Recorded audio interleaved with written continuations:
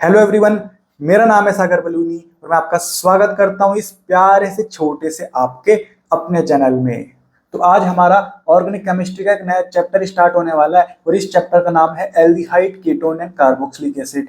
तो aldehyde ketone and carboxylic acid का ये चैप्टर हम जो अब पढ़ेंगे ना, बिल्कुल एनसीईआरटी का वर्ड टू वर्ड और लाइन टू लाइन कवर करते हुए हम पूरे चैप्टर में आगे बढ़ेंगे और सारे कंसेप्ट हमारे फिंगर टिप्स में होने वाला है। और बात करूं अगर मैं इस चैप्टर की ना, तो ये नीट के पॉइंट ऑफ व्यू से इंपॉर्टेंट हो जाता है क्योंकि इस चैप्टर में आपको मिलेंगे बहुत सारे भर के नेम रिएक्शंस। और जब बात आती है नेम रिएक्शन की, तो जब आपका नीट का जो एग्जाम होता है ना, वहां पर जितने भी केमिकल रिएक्शंस आपसे पूछे जाते हैं तो जनरली वो क्वेश्चन आपका नेम रिएक्शन से ही आता है। तो नेम रिएक्शन आपके इस चैप्टर में बहुत सारे आते हैं, इसलिए ये चैप्टर आपका बहुत इंपॉर्टेंट हो जाता है नीट के पॉइंट ऑफ व्यू से। पर कोई डरने की बात नहीं है, हम बिल्कुल सिंप्लीफाइड तरीके से चैप्टर को कवर करेंगे और चैप्टर से रिलेटेड बहुत सारे क्वेश्चन प्रैक्टिस भी करेंगे ताकि अपना हाथ साफ हो जाए और कहीं पे भी कोई दिक्कत हमको इस चैप्टर में नहीं आने वाली। बाकी करते हैं लेक्चर स्टार्ट और देखते हैं अपना पहला lecture aldehyde ketone and carboxylic acid का। मुझ में है ताकत, मुझ में है हिम्मत, खींचना चाहते नीचे बढ़ूं मैं ऊपर। मुझ में है ताकत, मुझ में है हिम्मत। तो अब हम स्टार्ट करते हैं हमारा आज का लेक्चर। ये सर मैंने चैप्टर का नाम लिख दिया aldehyde ketone and carboxylic acid. ये हमारा लेक्चर नंबर 1 है। और जब हम इस चैप्टर की बात करते हैं पर्टिकुलरली, तो यहाँ पर आपकी बहुत सारी नेम रिएक्शंस आती हैं और बहुत इंपॉर्टेंट नेम रिएक्शंस आपकी इस चैप्टर में आती है। इसलिए इस चैप्टर को मैंने बोल दिया king chapter for name reactions. इस चैप्टर को मैं पर्टिकुलरली क्या बोल देता हूँ sir, king chapter for name reactions. ठीक है, तो अब हम चैप्टर को स्टार्ट करते हैं। वो सबसे पहली बिल्कुल बेसिक चीज से स्टार्ट करते हैं और देखते हैं एनसीईआरटी के पहले पैराग्राफ में अपने को क्या दे रखा है। वहां पर एनसीईआरटी जब तुम खोलोगे और पहला पैराग्राफ देखोगे ना, तो वहां पर तुमको दे रखा है कि सर ऑक्सीजन कंटेनिंग कंपाउंड्स कौन कौन से होते हैं, मतलब ऐसे कौन कौन से कंपाउंड्स हैं जिनमें तेरा ऑक्सीजन प्रेजेंट होता है। तो दो पिछला चैप्टर जो तूने पढ़ा था एल्कोहल फिनोल एंड ईथर वाला, तो ध्यान से देख, एल्कोहल का फॉर्मूला क्या था, ROH था। फिनॉल का फॉर्मूला क्या था, ये फिनाइल बनाया और फिनाइल की खोपड़ी में OH। ठीक है, और ये अपना ईथर, ईथर का फॉर्मूला क्या था सर, ROR। ठीक है, तो ये हम पिछला चैप्टर पढ़ के आए हुए हैं। ठीक है, तो हमको यहाँ पर पता है कि ये जो एल्कोहल फिनॉल और ईथर है ना, इनमें तुमने एक चीज देखी होगी कि तीनों के पास कहीं ना कहीं ऑक्सीजन प्रेजेंट है कि नहीं है। इसके पास भी ऑक्सीजन है, इसके पास भी ऑक्सीजन है, इसके पास भी ऑक्सीजन है। मतलब एल्कोहल फिनॉल एंड ईथर अपने ऑक्सीजन कंटेनिंग कंपाउंड्स हैं कि नहीं है, हैं सर। ठीक है, और आज जो हम चैप्टर पढ़ रहे हैं ना aldehyde ketone and carboxylic acid, वहां पर भी तेरे ऑक्सीजन प्रेजेंट है। तो पिछले चैप्टर में भी ऑक्सीजन प्रेजेंट थे, इस चैप्टर में भी ऑक्सीजन प्रेजेंट है। तो हमने पूरा जो पिछला चैप्टर था और ये वाला जो चैप्टर है, इनको मिला के साथ में क्यों नहीं पढ़ लिया, साथ में एक चैप्टर बना देते हैं ऑक्सीजन कंटेनिंग कंपाउंड वाला चैप्टर। तो हम साथ में एल्कोहल फिनॉल और ईथर के साथ साथ एल्डिहाइड कीटोन और कार्बोक्सिलिक एसिड पढ़ लेते। पर अपन ने ऐसे क्यों नहीं किया, वो हमने चैप्टर अलग पढ़ लिया, ये चैप्टर हम अलग पढ़ रहे हैं। ऐसा क्यों कर रहे हैं, क्योंकि बात यहाँ पर है, देख ऑक्सीजन कंटेनिंग कंपाउंड्स पिछले चैप्टर भी था और ये चैप्टर भी अपना ऑक्सीजन कंटेनिंग कंपाउंड्स का ही है। परंतु पिछले चैप्टर में ऑक्सीजन और कार्बन के बीच में जो बॉन्ड था ना, वो सिंगल बॉन्ड था। मतलब जो हम पिछला चैप्टर पढ़ के आए हैं ना सर, एल्कोहल फिनॉल और ईथर वाला, वहां पर तेरा ऑक्सीजन और कार्बन के बीच में जो बॉन्ड है वो सिंगल बॉन्ड है। तुम देख लेना, देख यहां पर भी तेरा सिंगल बॉन्ड है, यहां पर भी तेरा सिंगल बॉन्ड है, यहां पर भी तेरा सिंगल बॉन्ड है। मतलब कार्बन और ऑक्सीजन में जो बॉन्ड है ना बीच में, वो क्या है सर, सिंगल बॉन्ड है।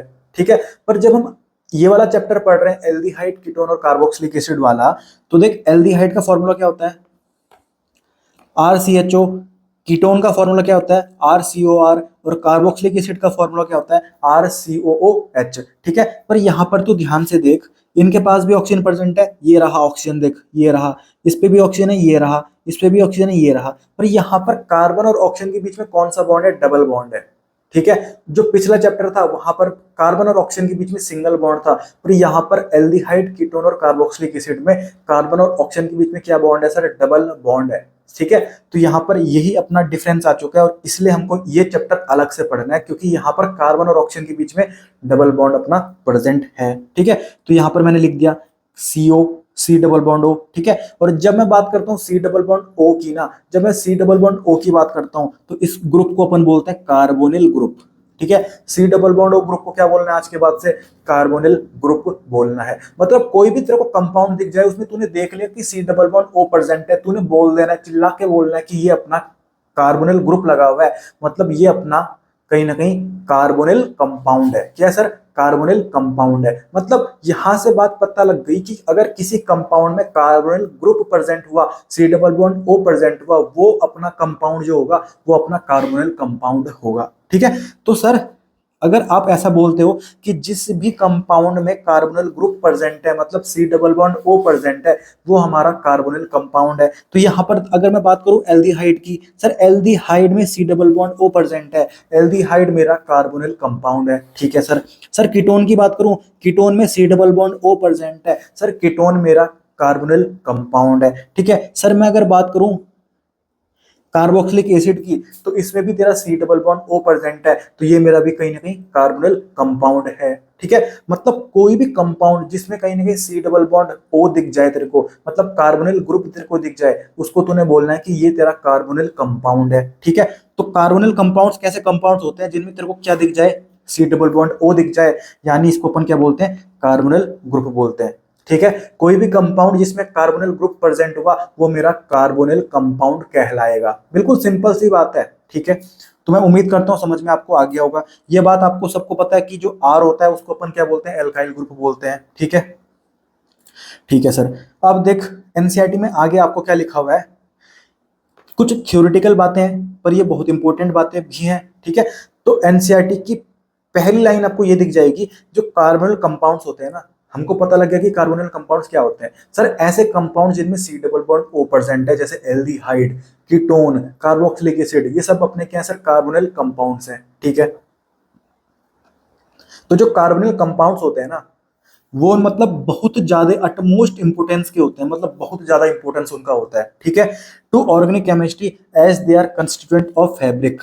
फैब्रिक मतलब जैसे कपड़े होते हैं ना, उनमें जो कंस्टिट्यूएंट होता है वो कहीं ना कहीं एल्डिहाइड, कीटोन और कार्बोक्सिलिक एसिड ही होते हैं। ठीक है, अगर मैं बात करूं फ्लेवरिंग की, जब अपन फ्लेवर देते हैं, ठीक है, प्लास्टिक की अगर बात करें या फिर ड्रग्स की बात करें, तो वहां पर जो कंस्टिट्यूएंट प्रेजेंट होते हैं ना, वो कहीं ना कहीं तेरे ये कार्बोनिल कंपाउंड्स ही होते हैं। ठीक है, फिर हम आगे अगर बात करें, जो कार्बोनिल कंपाउंड्स होते हैं ना, are used as flavouring agent. Flavouring agent की तरह यूज किए जाते हैं, मतलब किसी चीज में अगर तेरे को फ्लेवर देना है तो ठीक है, तूने क्या यूज करना है? कार्बोनिल कंपाउंड यूज करना है। ठीक है, जैसे अपन बात करें फूड इंडस्ट्री में फ्लेवर देना होगा।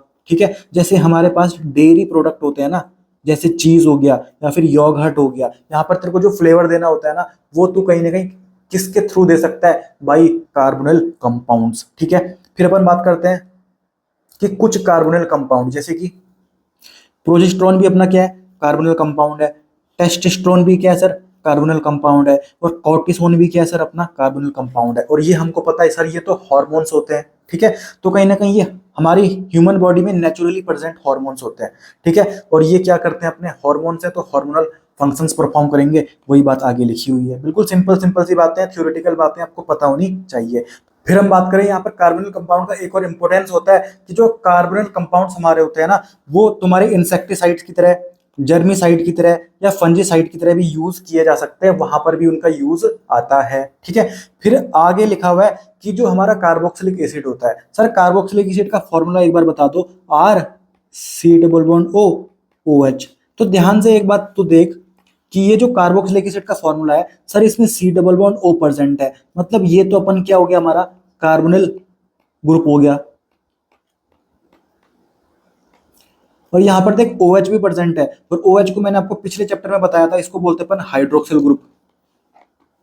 हाइड्रोक्सिल ग्रुप मतलब जो हमारा कार्बोक्सिलिक एसिड होता है उसमें कार्बोनिल ग्रुप तो प्रेजेंट है, पर उसके साथ साथ उसमें हाइड्रोक्सिल ग्रुप भी प्रेजेंट है।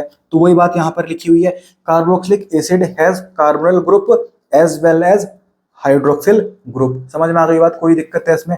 कोई भी लाइन में कोई कंफ्यूजन नहीं है, बिल्कुल छोटी छोटी बातें हमको सब समझ में आ गई। अब बायोलॉजी से आसान अपना कहीं ना कहीं ऑर्गेनिक केमिस्ट्री हो चुकी है। ठीक है, कहीं पे भी कोई दिक्कत अपने को नहीं आने वाली। अब देख ये जो मैंने आपको लाइन पढ़ाई थी, वही लाइन एनसीईआरटी के पहले लाइन में लिखी हुई है। ठीक है, फिर ये जो पैराग्राफ आपको दे रखा है, ये सब पैराग्राफ मैंने आपको पूरा अच्छे से आपको एक्सप्लेन कर दिया ऊपर, बिल्कुल सरल भाषा में करवा दिया आपको। आपको अब इसकी रीडिंग करनी है, आपको अच्छे से समझ में आ जाएगा एनसीईआरटी का पहला पैराग्राफ। ठीक है, अब यहाँ पर एक चीज अगर देखें अपन, ये जो होता है ना RCONH2, R C double bond O NH2, इसको अपन बोलते हैं एमाइड। ठीक है, और R C double bond O और इधर से लगा हुआ है तेरा हेलोजन कोई, तो आर सी ओ एक्स, ये जो फॉर्मूला होता है इसको बोलते हैं अपन एसाइल हैलाइड, ठीक है। क्योंकि जब मैंने आपको फ्रीडल क्राफ्ट एसाइलेशन पढ़ाया था, फ्रीडल क्राफ्ट एसाइलेशन, तो वहां पर एसाइल का मतलब मैंने आपको बताया था, ये जो ग्रुप होता है ना R C double bond O, इसको बोलते हैं अपन एसाइल ग्रुप, ठीक है। तो ये अपना एसाइल ग्रुप है और इसमें तेरा अगर हेलोजन लग जाए तो तू क्या बोल देगा सर, एसाइल हैलाइड बोलेगा कि नहीं बोलेगा, एसाइल हैलाइड बोलेगा कि नहीं बोलेगा, बोलेगा। इसलिए अपन इसको क्या बोलते हैं, एसाइल हैलाइड बोलते हैं। और R C double bond O जो ग्रुप अपना है उसको अपन बोलेंगे एसाइल ग्रुप, ठीक है। तो ये अपना समझ में आ गया अपना, ठीक है।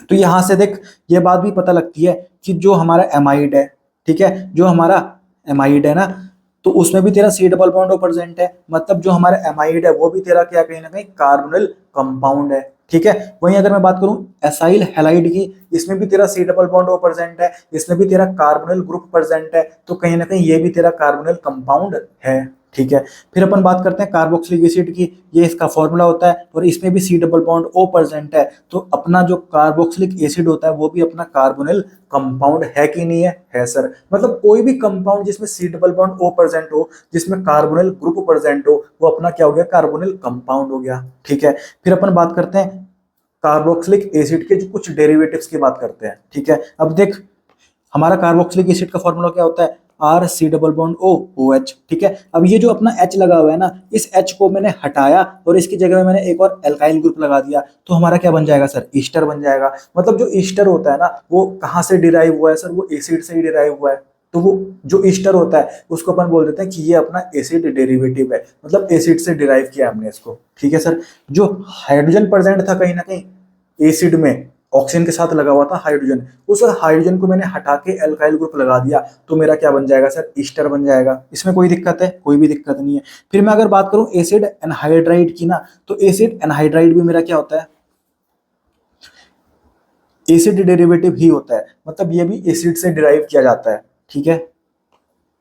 तो एसिड से अपन कैसे डिराइव करते हैं, ध्यान से देख, मैंने क्या करना है, दो एसिड लेने हैं, तो ये मैंने एक एसिड लिया R C double bond O O H, ठीक है सर। अब मैं एक और एसिड ले रहा हूँ, ये ले लिया मैंने दूसरा acid R C double bond O O H. अब मैंने दो एसिड ले लिए, ठीक है, और अब मैंने इसमें से क्या करना है, पानी निकालना है, मतलब माइनस H2O करना है। तो देख H हटा और ये O हट गया, ठीक है। बाकी जो भी बच रहा है ना उसको जोड़ दे, इस बॉन्ड को इससे जोड़ दे। अब तो ये अपना क्या बन जाएगा, ये ऐसे आ जाएगा, देख R C double bond O, फिर O, फिर सी डबल बॉन्ड O, फिर ये अपना आर।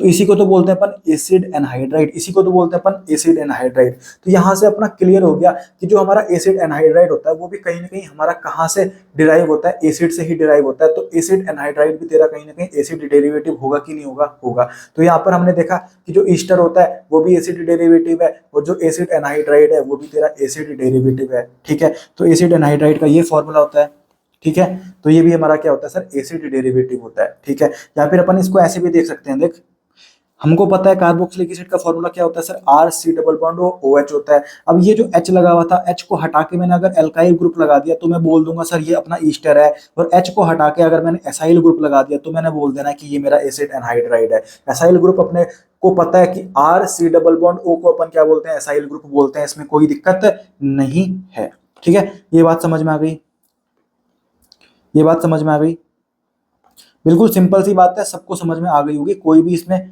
रॉकेट साइंस नहीं है। बाकी हमको पता होना चाहिए, दो एसिड अगर मैं लूं और उसमें से वाटर का एक मॉलिक्यूल मैं कहीं ना कहीं क्या कर दूं, माइनस कर दूं ना, तो हमारा क्या बन जाता है, एसिड एनहाइड्राइड बन जाता है। एसिड एनहाइड्राइड का फॉर्मूला ये हमको पता होना चाहिए, ठीक है। तो वो एनसीईआरटी का अगर मैं कुछ दिखाऊं, यहाँ पर स्ट्रक्चर्स बना रखे हैं, ये एल्डिहाइड है, एल्डिहाइड में अपना सी डबल बॉन्ड लगा हुआ था, एल्डिहाइड मेरा कार्बोनिल कंपाउंड होता है सर, ठीक है, क्योंकि इसमें तेरा C double bond O present है। कीटोन में भी C double bond O present है, कार्बोक्सिलिक एसिड में भी C double bond O present है, एसाइल हैलाइड में भी C double bond O present है, एमाइड में भी C double bond O present है, ईस्टर में भी C double bond O present है, और कहीं ना कहीं एसिड एनहाइड्राइड में तो दो दो C double bond O present है, क्योंकि यहाँ पर तूने दो एसिड लिए थे, तब जाके तूने माइनस वाटर किया था, तब जाके तेरा एसिड एनहाइड्राइड बना था। तो यहाँ पर तेरा कार्बोनिल ग्रुप दो दो कार्बोनिल ग्रुप प्रेजेंट है तेरे पास। तो जो तेरा एसिड एनहाइड्राइड है वो भी तेरा कहीं ना कहीं क्या है सर, कार्बोनिल कंपाउंड है। मतलब सिंपल सी बात, सिंपल सा कंक्लूजन एक लाइन का, किसी पे भी सी डबल बॉन्ड ओ दिख जाए, कार्बोनिल ग्रुप दिख जाए, उसको बोलते हैं अपन कार्बोनिल कंपाउंड। तो यहाँ पर एनसीईआरटी में जितने भी ये स्ट्रक्चर्स दे रखे हैं, क्या मैं इनको बोल सकता हूँ कि ये हमारे सारे के सारे कार्बोनिल कंपाउंड्स हैं? बिल्कुल सिंपल सी बात है, कोई भी रॉकेट साइंस इसमें नहीं है। हाँ, मैं बोल सकता हूँ कि ये सारे अपने क्या है सर, कार्बोनिल कंपाउंड्स है, क्योंकि मैंने देखा कि इनमें सी डबल बॉन्ड ओ लगा हुआ था, कार्बोनिल ग्रुप लगा हुआ था, तो ऑब्वियस सी बात है कि कार्बोनिल कंपाउंड्स तो होंगे ही। ठीक है, ये बात मैंने आपको बता दी कि दो एसिड लेना और उसमें से वाटर का डिहाइड्रेशन करा देना, मतलब वाटर माइनस कर देना, तो तेरा क्या बन जाएगा, एसिड एनहाइड्राइड बन जाएगा। कोई दिक्कत है इसमें? कोई भी दिक्कत नहीं है। फिर आप आगे जाओगे तो एनसीईआरटी का पैराग्राफ आप रीड करोगे, आपको समझ में आ जाएगा। एनसीईआरटी ने लिखा हुआ है, aldehyde, ketone and carboxylic acid are widespread in plants and animal kingdom. मतलब प्लांट किंगडम की बात करें, एनिमल किंगडम की बात करें, पूरे प्लांट किंगडम या एनिमल किंगडम में ये फैले हुए हैं, aldehyde, ketone and carboxylic acid. ठीक है, फिर अपन आगे देखते हैं, they play an important role in biochemical process of life. जो लाइफ की बायोकेमिकल प्रोसेसेस हैं उनमें भी कहीं ना कहीं ये इंपॉर्टेंट रोल प्ले करते हैं। ठीक है, कौन? Carbonyl compounds. फिर अपन आगे देखते हैं कि इनका जो इंपॉर्टेंट काम होता है वो क्या होता है, फ्रेग्रेंस देना, मतलब किसी को सुगंध दे देना, खुशबू देना। ठीक है, या फिर अपन बात करें फ्लेवर देना। ठीक है, फ्लेवर और फ्रेग्रेंस का बहुत इंपॉर्टेंट काम होता है इनका, किनका? कार्बोनिल कंपाउंड्स का। ठीक है, अगर अपन बात करें यहाँ पर कुछ एग्जांपल ले लें तो यहाँ पर एक अपना कार्बोनिल कंपाउंड आता है, कौन? वेनिलिन। ठीक है, वेनिलिन कहाँ से डिराइव होता है? From vanilla beans. Vanilla beans, यहाँ पर मैंने आपको डायग्राम अटैच करा रखा है, ये हमारा क्या हो गया, वेनिला बीन्स हो गया। यहाँ से तेरा कहीं ना कहीं कार्बोनिल कंपाउंड निकलता है, उसको अपन बोलते हैं वेनिलीन। ठीक है, तो यहाँ पर देख एनसीईआरटी ने स्ट्रक्चर दे रखा है वेनिलीन का, ये बिल्कुल इंपॉर्टेंट है यार, क्योंकि एनसीईआरटी में दे रखा है, और एनसीईआरटी में कुछ भी दे रखा है वो बहुत इंपॉर्टेंट होता है नीट के पॉइंट ऑफ व्यू से। ठीक है, तो इसका स्ट्रक्चर ध्यान रखना। ऊपर अपना क्या है सर, CHO है, और पैरा पोजीशन में क्या लगा हुआ है, OH लगा हुआ है, और यहाँ पर मेटा पोजीशन में क्या लगा हुआ है, मिथॉक्सी ग्रुप लगा हुआ है, OCH3 लगा हुआ है सर। तो ये हमारा वेनिलीन का स्ट्रक्चर हो गया। ठीक है, और यहाँ पर वेनिलीन तो इसका कॉमन नेम है। अगर यहाँ पर यही पूछा गया आपको कि वेनिलीन का कहीं ना कहीं क्या बता दो, IUPAC नेमिंग बता दो, और आप IUPAC नेमिंग में कहीं ना कहीं बादशाह हो, बिल्कुल अच्छे से आपको IUPAC नेमिंग पता हो, पर आपको वहां पर यही नहीं पता कि वेनिलिन क्या हुआ, तो चाहे आप कितने भी ताकतवर हो और कितने भी भयंकर हो ना IUPAC निकालने में, फिर भी आप नहीं कर पाओगे, क्योंकि आपको पता ही नहीं वेनिलिन क्या हुआ। ठीक है, तो IUPAC आना अपनी जगह बिल्कुल अच्छी बात है, पर हमको कॉमन नेम्स जो एनसीईआरटी में दे रखे हैं वो भी बिल्कुल उनका स्ट्रक्चर पता होना चाहिए, तभी जाके अपन उनका कहीं ना कहीं IUPAC नेम भी निकाल सकते हैं। तो वेनिलिन हमको स्ट्रक्चर पता है, तो अगर मुझे इसका स्ट्रक्चर पता है तो मैं आराम से इसका कहीं ना कहीं IUPAC नेम बता सकता हूं। तो देख, इसमें जो सबसे भयंकर ग्रुप लगा हुआ है, कौन सा लगा हुआ है? CHO लगा हुआ है। तो यहाँ पर CHO मेरा क्या हो गया, प्रिंसिपल फंक्शनल ग्रुप हो गया। तो काउंटिंग कहां से करूंगा, यहां से करूंगा, 1 2 3 4। तो 4 पे क्या लगा हुआ है सर, हाइड्रोक्सी लगा हुआ है, मैंने बोल दिया 4 हाइड्रोक्सी। सर 3 पे क्या लगा हुआ है, मिथॉक्सी लगा हुआ है, मैंने बोल दिया सर 3 मिथॉक्सी। और इस पूरे को मैं क्या बोल देता हूँ, बेंजल्डिहाइड बोल देता हूँ, मैंने लिख दिया सर बेंजल्डिहाइड। कोई दिक्कत है इसमें? कोई दिक्कत नहीं है। फिर अपन बात करते हैं, यहाँ पर सैलिसैल्डिहाइड लिखा हुआ है, और ये कहाँ से ऑब्टेन होता है? From मीडो sweet. ये एक प्लांट का नाम है मीडो स्वीट, जहां से तेरा एक कार्बोनिल कंपाउंड निकलता है, उसको अपन बोलते हैं सैलिसैल्डिहाइड। और पिछले चैप्टर में हमने देखा था रीमर टीमान रिएक्शन, वहां पर तुम्हारा सैलिसैल्डिहाइड का प्रोडक्शन हुआ था कि नहीं हुआ था? हुआ था सर। तो इसका स्ट्रक्चर तुमको पता ही होगा, इसमें कोई दिक्कत नहीं है सर। ठीक है, तो ये है अपना मीडो स्वीट प्लांट, यहाँ से तेरा एक कार्बोनिल कंपाउंड निकलता है जिसको तू बोलता है सैलिसैल्डिहाइड। ठीक है, तो सैलिसैल्डिहाइड का स्ट्रक्चर देख लेना। ठीक है, तो अगर इसका मुझे IUPAC नेम लिखना होगा तो 1 2, ठीक है, तो 2 पे क्या लगा हुआ है, हाइड्रोक्सी लगा हुआ है, और इस पूरे को मैंने बोल दिया बेंजल्डिहाइड। तो ये क्या हो जाएगा, 2 हाइड्रोक्सी बेंजल्डिहाइड, इसका IUPAC नेम हो जाएगा। मतलब देख, एनसीईआरटी को बिल्कुल पकड़ के, हम निचोड़ के बिल्कुल अच्छे से समझ रहे हैं, और बिल्कुल कंसेप्ट भी क्लियर करते हुए आगे चल रहे हैं, एक भी शब्द एनसीईआरटी का नहीं छोड़ रहे हैं। ठीक है, और एनसीईआरटी ने अगर कुछ चीज छोटी सी दे रखी है तो उसको अपन अच्छे से समझ के पढ़ रहे हैं, और कहीं पे भी कोई दिक्कत हमको नहीं आने वाली। ठीक है, तो ये बात हो गई सैलिसैल्डिहाइड की। फिर अपन बात करते हैं, एनसीईआरटी बोलती है कि आगे एक और कंपाउंड दे रखा है इन्होंने, सिनेमेल्डिहाइड। ठीक है, ये कहाँ से ऑब्टेन होता है, सिनेमॉन से। ये हमारा सिनेमॉन है, देख ये। ठीक है, और इसको अपन देख देसी भाषा में बोलें तो इसको बोलते हैं अपन दालचीनी। ठीक है, तो दालचीनी से तुम्हारा क्या ऑब्टेन होता है, सिनेमेल्डिहाइड। क्या, सिनेमेल्डिहाइड, ये स्ट्रक्चर होता है सिनेमेल्डिहाइड का, ध्यान से देखना। ठीक है, ये स्ट्रक्चर होता है सिनेमेल्डिहाइड का। बेंजीन लिया, बेंजीन के ऊपर तूने क्या बनाना है, CH double bond CH, CH double bond CH। ठीक है, फिर तूने एल्डिहाइड का ग्रुप लगा देना है, CHO। ठीक है। तो ये तेरा काई का स्ट्रक्चर हो गया, सिनेमेल्डिहाइड का हो गया, इसको ध्यान रखना, ठीक है। और अगर तेरे को कहीं ना कहीं नीट में पूछा गया कि सर सिनेमेल्डिहाइड का आईयूपीएसी नेम बताओ और तुमको पता ही नहीं है सर सिनेमेल्डिहाइड क्या हुआ, तो तुम चाहे कितने भी भयंकर हो आईयूपीएसी नेम निकालने में, तुम नहीं कर पाओगे उसको, ठीक है। इसलिए एनसीईआरटी में जितने भी कॉमन नेम दे रखे हैं वो बहुत इंपॉर्टेंट होते हैं, क्योंकि वहां से अगर तुमको आईयूपीएसी नेम पूछा गया तो तुम फंस जाओगे, इसलिए उसको ध्यान रखना। तो ये अपना सिनेमेल्डिहाइड हमको पता है, इसका स्ट्रक्चर हमको पता है, तो अब मैं आराम से इसका कहीं ना कहीं क्या निकाल सकता हूँ, आईयूपीएसी नेम निकाल सकता हूँ। तो यहाँ पर तेरा सीएचओ ग्रुप लगा हुआ है, ये सबसे खतरनाक ग्रुप लगा हुआ है, तो काउंटिंग तेरी यहाँ से स्टार्ट होगी, 1 2 3 तूने बोल दिया। 3 नंबर पे तेरा क्या लगा हुआ है सर, फिनाइल ग्रुप लगा हुआ था, ठीक है, तो तूने बोल दिया 3 फिनाइल, ठीक है। टोटल तेरे प्रिंसिपल कार्बन चेन में 3 कार्बन है, तो तूने बोल दिया प्रॉप, ठीक है। 2 नंबर पे तेरा ईन लगा हुआ है, डबल बॉन्ड लगा हुआ है, तूने बोल दिया सर 2 पे ईन है, और 1 पे तेरा क्या लगा हुआ है सर, अल लगा हुआ है, मतलब एल्डिहाइड लगा हुआ है। तो ये इसका कहीं ना कहीं क्या हो जाएगा, आईयूपीएसी नेम हो जाएगा। बिल्कुल आसानी से हमको पता है, क्योंकि हमको आईयूपीएसी नेम निकालना आता है, ठीक है। तो यहाँ पर तुम्हारे 3 कार्बोनिल कंपाउंड तुमको दे रखे हैं, वेनिलिन, सैलिसैल्डिहाइड और सिनेमेल्डिहाइड, ठीक है। कोई भी दिक्कत नहीं है। और ये जो कंपाउंड्स हैं तो ये कहीं ना कहीं अपने कार्बोनिल कंपाउंड्स हैं, और कार्बोनिल कंपाउंड्स का जब जब नाम आएगा तो 2 शब्द याद रखना, फ्रेग्रेंस एंड फ्लेवर, मतलब फ्रेग्रेंस देने के लिए और फ्लेवर देने के लिए ये बहुत इंपॉर्टेंट रोल प्ले करते हैं। तो वही बात आगे लिखी हुई है कि ये अपने कहीं ना कहीं बहुत प्लीजेंट फ्रेग्रेंस देते हैं, ठीक है। फिर अगले पैराग्राफ में एनसीईआरटी ने लिखा हुआ है, they are used in many food products and pharmaceuticals to add flavour. बात वही आ गई, फ्लेवर देने की बात चलेगी, तुमने बोल देना कार्बोनिल कंपाउंड्स, ठीक है। तो जो अपने फार्मास्यूटिकल्स होते हैं, जैसे दवाई ववाई की जो कंपनियां होती है ना, वहां पर जो अपन फ्लेवर देने का काम करते हैं, वो वापस से किसका यूज लेने वाले हैं, कार्बोनिल कंपाउंड्स का हम यहाँ पर यूज लेते हैं। फिर आगे अब लिखा हुआ है कि एक कार्बोनिल कंपाउंड है, जैसे अपन बात करें एसीटोन, एसीटोन मतलब ये होता है एसीटोन, देख CH3 C double bond O CH3, ये अपना क्या है सर, एसीटोन है। तो ये कहीं ना कहीं कीटोन है ना, कीटोन है, ठीक है। तो जो हमारा एसीटोन होता है वो तेरा कहीं ना कहीं किसकी तरह यूज किया जाता है, सॉल्वेंट की तरह यूज किया जाता है। और हम ऑलरेडी ऑर्गेनिक केमिस्ट्री में पिछले चैप्टर में हमने देखा था कि एसीटोन को हम क्या ले रहे थे, सॉल्वेंट की तरह यूज कर रहे थे। तो ये हमारा कैसा सॉल्वेंट होता है, पोलर एपोरोटिक सॉल्वेंट। पोलर मतलब इसमें पोल्स बन रहे हैं, मतलब इलेक्ट्रोनेगेटिविटी का डिफरेंस आ रहा है, और एपोरोटिक मतलब ये कहीं ना कहीं H+ आयन तेरा नहीं देने वाला, ये तेरा प्रोटॉन नहीं देगा, ठीक है। तो ये अपना कैसा सॉल्वेंट होता है सर, पोलर एपोरोटिक सॉल्वेंट होता है। कौन, एसीटोन। और एसीटोन भी हमारा क्या है सर, क्या है सर, एसीटोन भी हमारा क्या है, कार्बोनिल कंपाउंड है, क्योंकि इसमें भी तेरा कहीं ना कहीं क्या प्रेजेंट है, C double bond O present है, क्योंकि ये हमारा क्या कीटोन है, कीटोन तो होता ही है वो कार्बोनिल कंपाउंड, तो इसमें कोई दिक्कत नहीं है। बाकी आगे लिखा हुआ एनसीईआरटी में, जो हमारे कार्बोनिल कंपाउंड्स होते हैं ना, वो काई के लिए यूज किए जाते हैं, एडिसिव्स के लिए यूज किए जाते हैं, पेंट में यूज किए जाते हैं, रेजिन में यूज किए जाते हैं, परफ्यूम में यूज किए जाते हैं, प्लास्टिक्स में यूज किए जाते हैं, और फैब्रिक बनाने के लिए भी यूज किए जाते हैं। इसमें जो रेजिन लिखा हुआ है ना, रेजिन मतलब पेड़ से नहीं निकलता, वो गोंद गोंद जैसा निकलता है, पीला पीला कलर का, वही क्या होता है, अपना रेजिन होता है, ठीक है। तो ये सब हमको पता होना चाहिए। बाकी ये जो चीजें हैं ये सब एनसीईआरटी के पैराग्राफ में जो लिखी हुई है पहले स्टार्टिंग के पैराग्राफ में, वो सब थ्योरेटिकल बातें होती है। यहाँ पर चैप्टर हमारा इंट्रोड्यूस हो रहा है, ठीक है। बाकी असली मजा कब आएगा, जब हमारी केमिकल रिएक्शंस आएंगी, तब जाके हमको बिल्कुल अच्छे से सुकून मिलेगा कि वाह, ये अपना ऑर्गेनिक केमिस्ट्री हमको बिल्कुल आसान लग रहा है, ठीक है। बाकी ये तो अभी जो पार्ट चल रहा है ये सब बायोलॉजी जैसा पार्ट है, क्योंकि ये बिल्कुल थ्योरेटिकल है, इसमें कोई दिमाग लगाना नहीं है अपने को, ठीक है। तो ये सब मैंने आपको बता दिया, ठीक है। अब यहाँ पर एक क्वेश्चन पूछा हुआ है, draw the structure of cinnamic acid, ठीक है। सिनेमिक एसिड का क्या बनाओ, स्ट्रक्चर बनाओ। अभी मैंने ऊपर जो स्ट्रक्चर आपको बताया था वो किसका बताया था सर, सिनेमेल्डिहाइड का।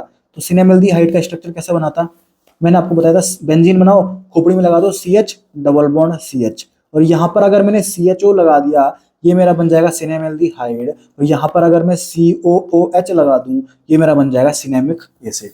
कोई दिक्कत है इसमें, कोई दिक्कत नहीं है, कोई दिक्कत नहीं है, ये हमको पता होना चाहिए। सिनेमेल्डिहाइड का भी स्ट्रक्चर पता होना चाहिए और सिनेमिक एसिड का भी स्ट्रक्चर पता होना चाहिए।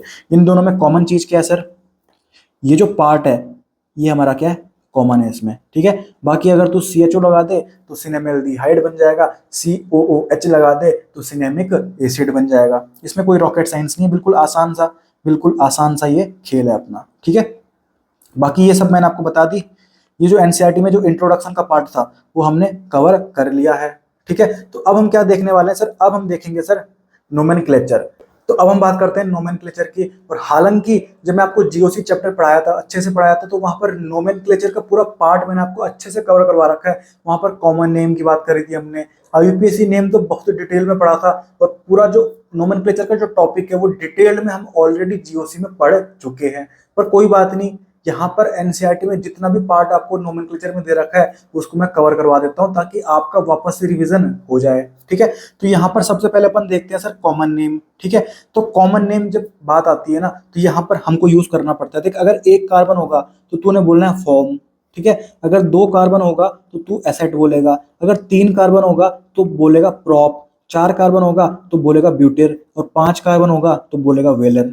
ठीक है, तो 4 कार्बन और 5 कार्बन में कहीं ना कहीं एन भी हो सकता है और आइसो भी हो सकता है। एन क्या होता है, आइसो कब यूज करते हैं, नियो कब यूज करते हैं, वो ऑलरेडी मैं आपको अच्छे से बता रखा है, बार बार वो बातें नहीं बताऊंगा। ठीक है, आपको ये सब बातें पता होंगी, और मैं उम्मीद करता हूं कि आप अगर लेक्चर देख रहे होंगे तो सारे लेक्चर सीक्वेंस में देख रहे होंगे, क्योंकि ऑर्गेनिक केमिस्ट्री मैंने इस तरीके से यहाँ पर पढ़ा रखी है कि पूरी ऑर्गेनिक केमिस्ट्री अगर आप सीक्वेंस में देख रहे हो तो पूरी एक कहानी की तरह आपको लगेगी, कहानी की तरह आराम से समझ में आ जाएगी, कोई भी दिक्कत आपको ऑर्गेनिक केमिस्ट्री में नहीं होने वाली। ठीक है, तो यहाँ पर ये बातें आपको पता होनी चाहिए जब हम बात करते हैं कॉमन नेम की, कि 1 कार्बन होगा तो फॉर्म बोलेगा, 2 कार्बन होगा तो एसेट बोलेगा, 3 कार्बन होगा तो प्रॉप बोलेगा, 4 कार्बन होगा तो ब्यूटेर बोलेगा, और 5 कार्बन होगा तो तू व्हीलर बोलने वाला है। ठीक है, फिर बात आती है यहाँ पर एक्राइल।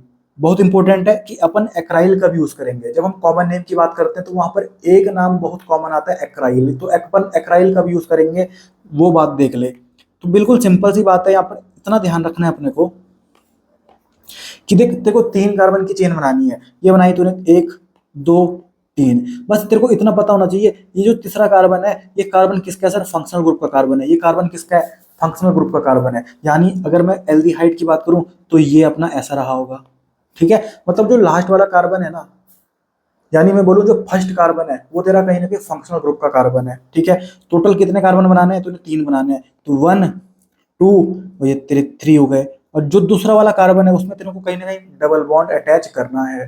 तो जब मैं बात करूं एक्राइल की तो इतना ध्यान रखना, 3 कार्बन की चेन बनानी है, जो पहला कार्बन है वो फंक्शनल ग्रुप का कार्बन है, और दूसरे कार्बन को क्या देना है सर, डबल बॉन्ड देना है। बस सिंपल सी बात है, तेरा एक्राइल तैयार हो गया। ठीक है, तो ये अपना एक्राइल बन जाएगा।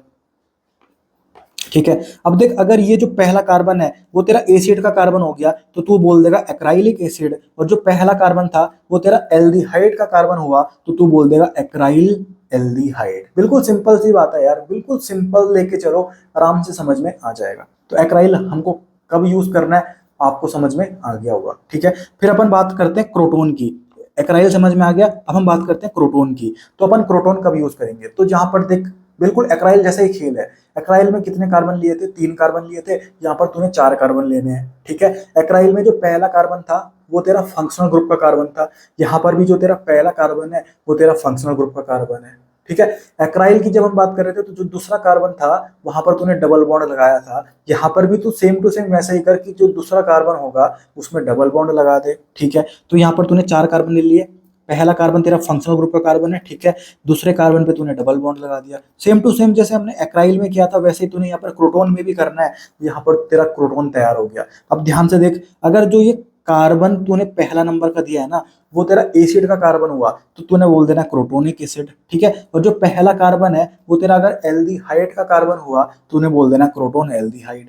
बिल्कुल सिंपल है यार। तो आज के बाद एक्राइल में और क्रोटोन में कोई भी कंफ्यूजन नहीं करना, हम आराम से पहचान सकते हैं, कोई दिक्कत इसमें नहीं होगी। कब क्रोटोन एल्डिहाइड होगा, कब क्रोटोनिक एसिड होगा जानता हूँ, कब एक्राइल एल्डिहाइड होगा, कब एक्राइलिक एसिड होगा जानता हूँ। कोई दिक्कत नहीं है इसमें, कोई भी दिक्कत नहीं है। ठीक है, बाकी 1 कार्बन होगा तो फॉर्म, 2 कार्बन होगा तो एसेट, 3 कार्बन होगा तो प्रॉप, 4 कार्बन होगा तो ब्यूटेर, और 5 कार्बन होगा तो वेलर हम यूज करते हैं। पर हम ये जो बातें कर रहे हैं ये कब की बातें कर रहे हैं, कॉमन नेमिंग की बात कर रहे हैं, आईयूपीएसी की बात नहीं कर रहे हैं सर। ठीक है, समझ में आ गई।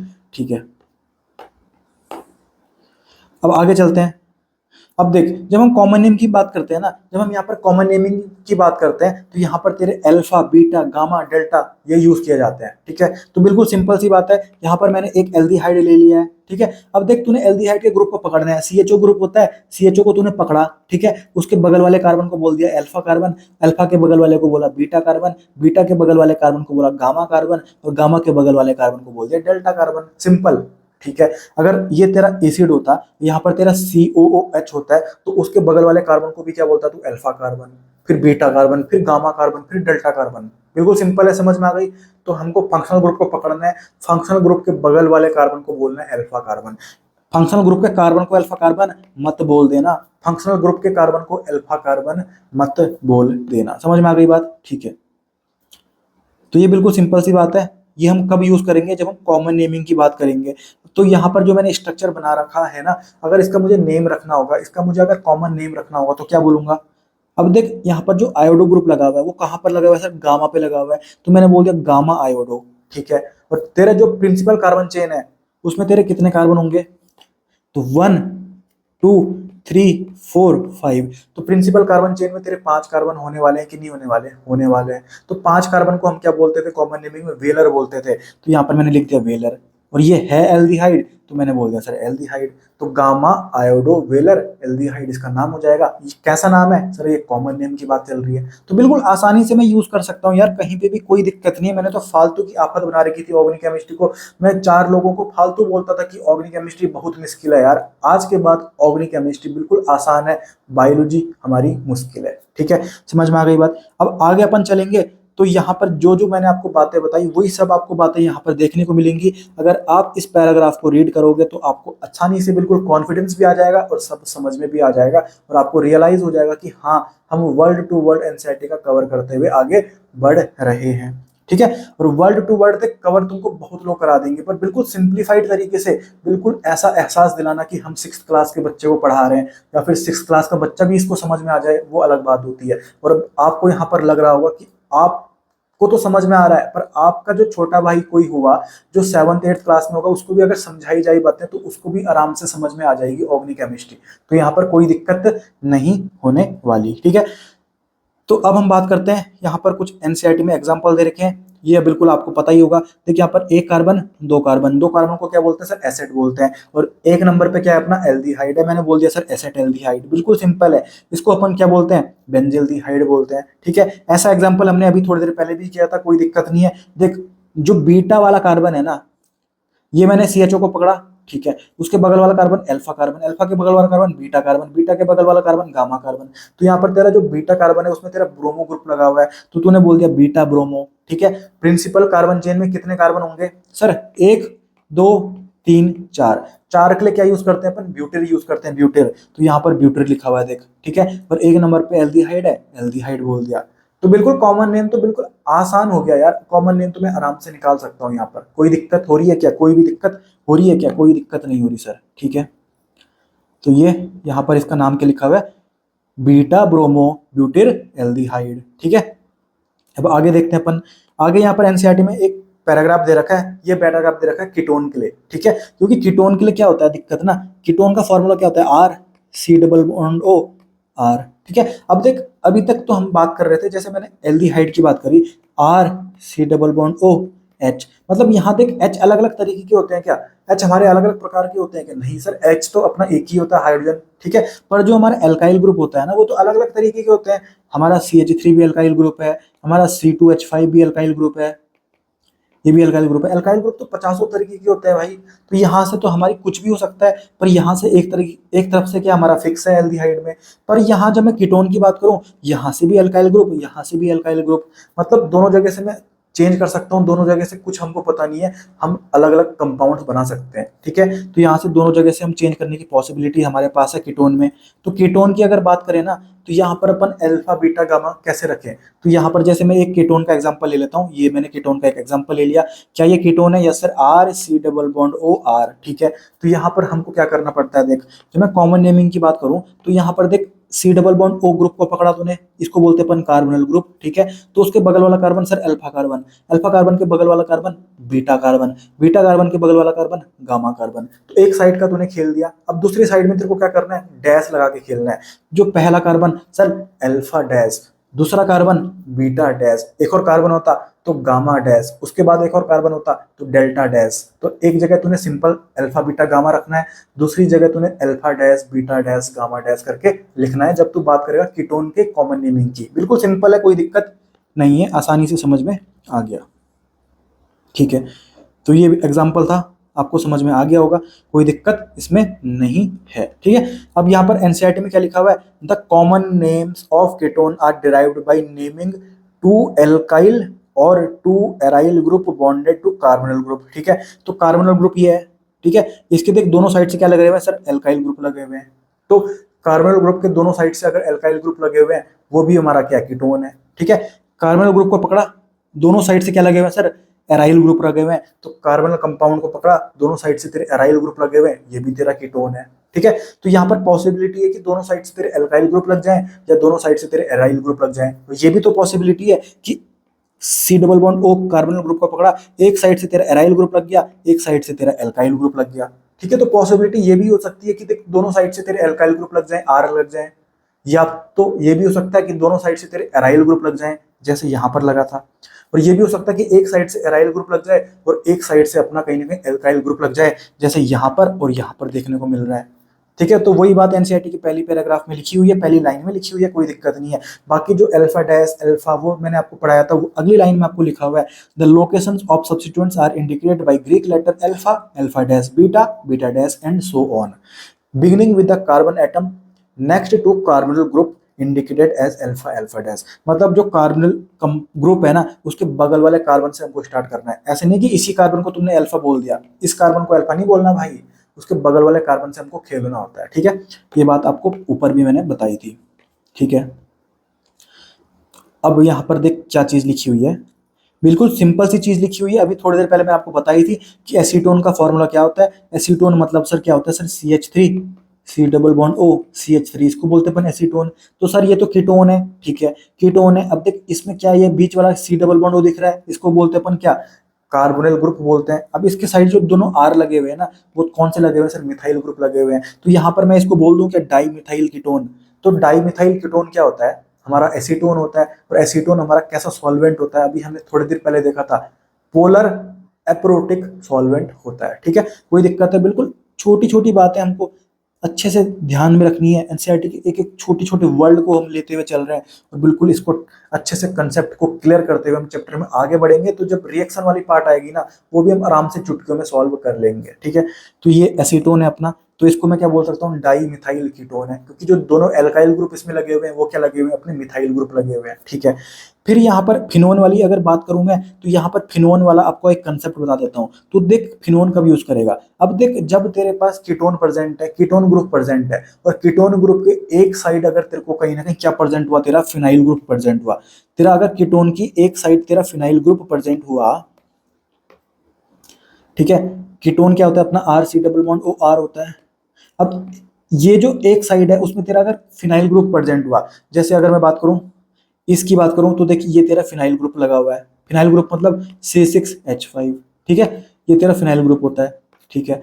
तो अगर कीटोन में एक साइड तेरा फिनाइल ग्रुप लगा हुआ है ना, तो उसको तूने बोलना है आज के बाद फिनोन। क्या बोलना है उसको, फिनोन बोलना है। क्या बोलना है, फिनोन।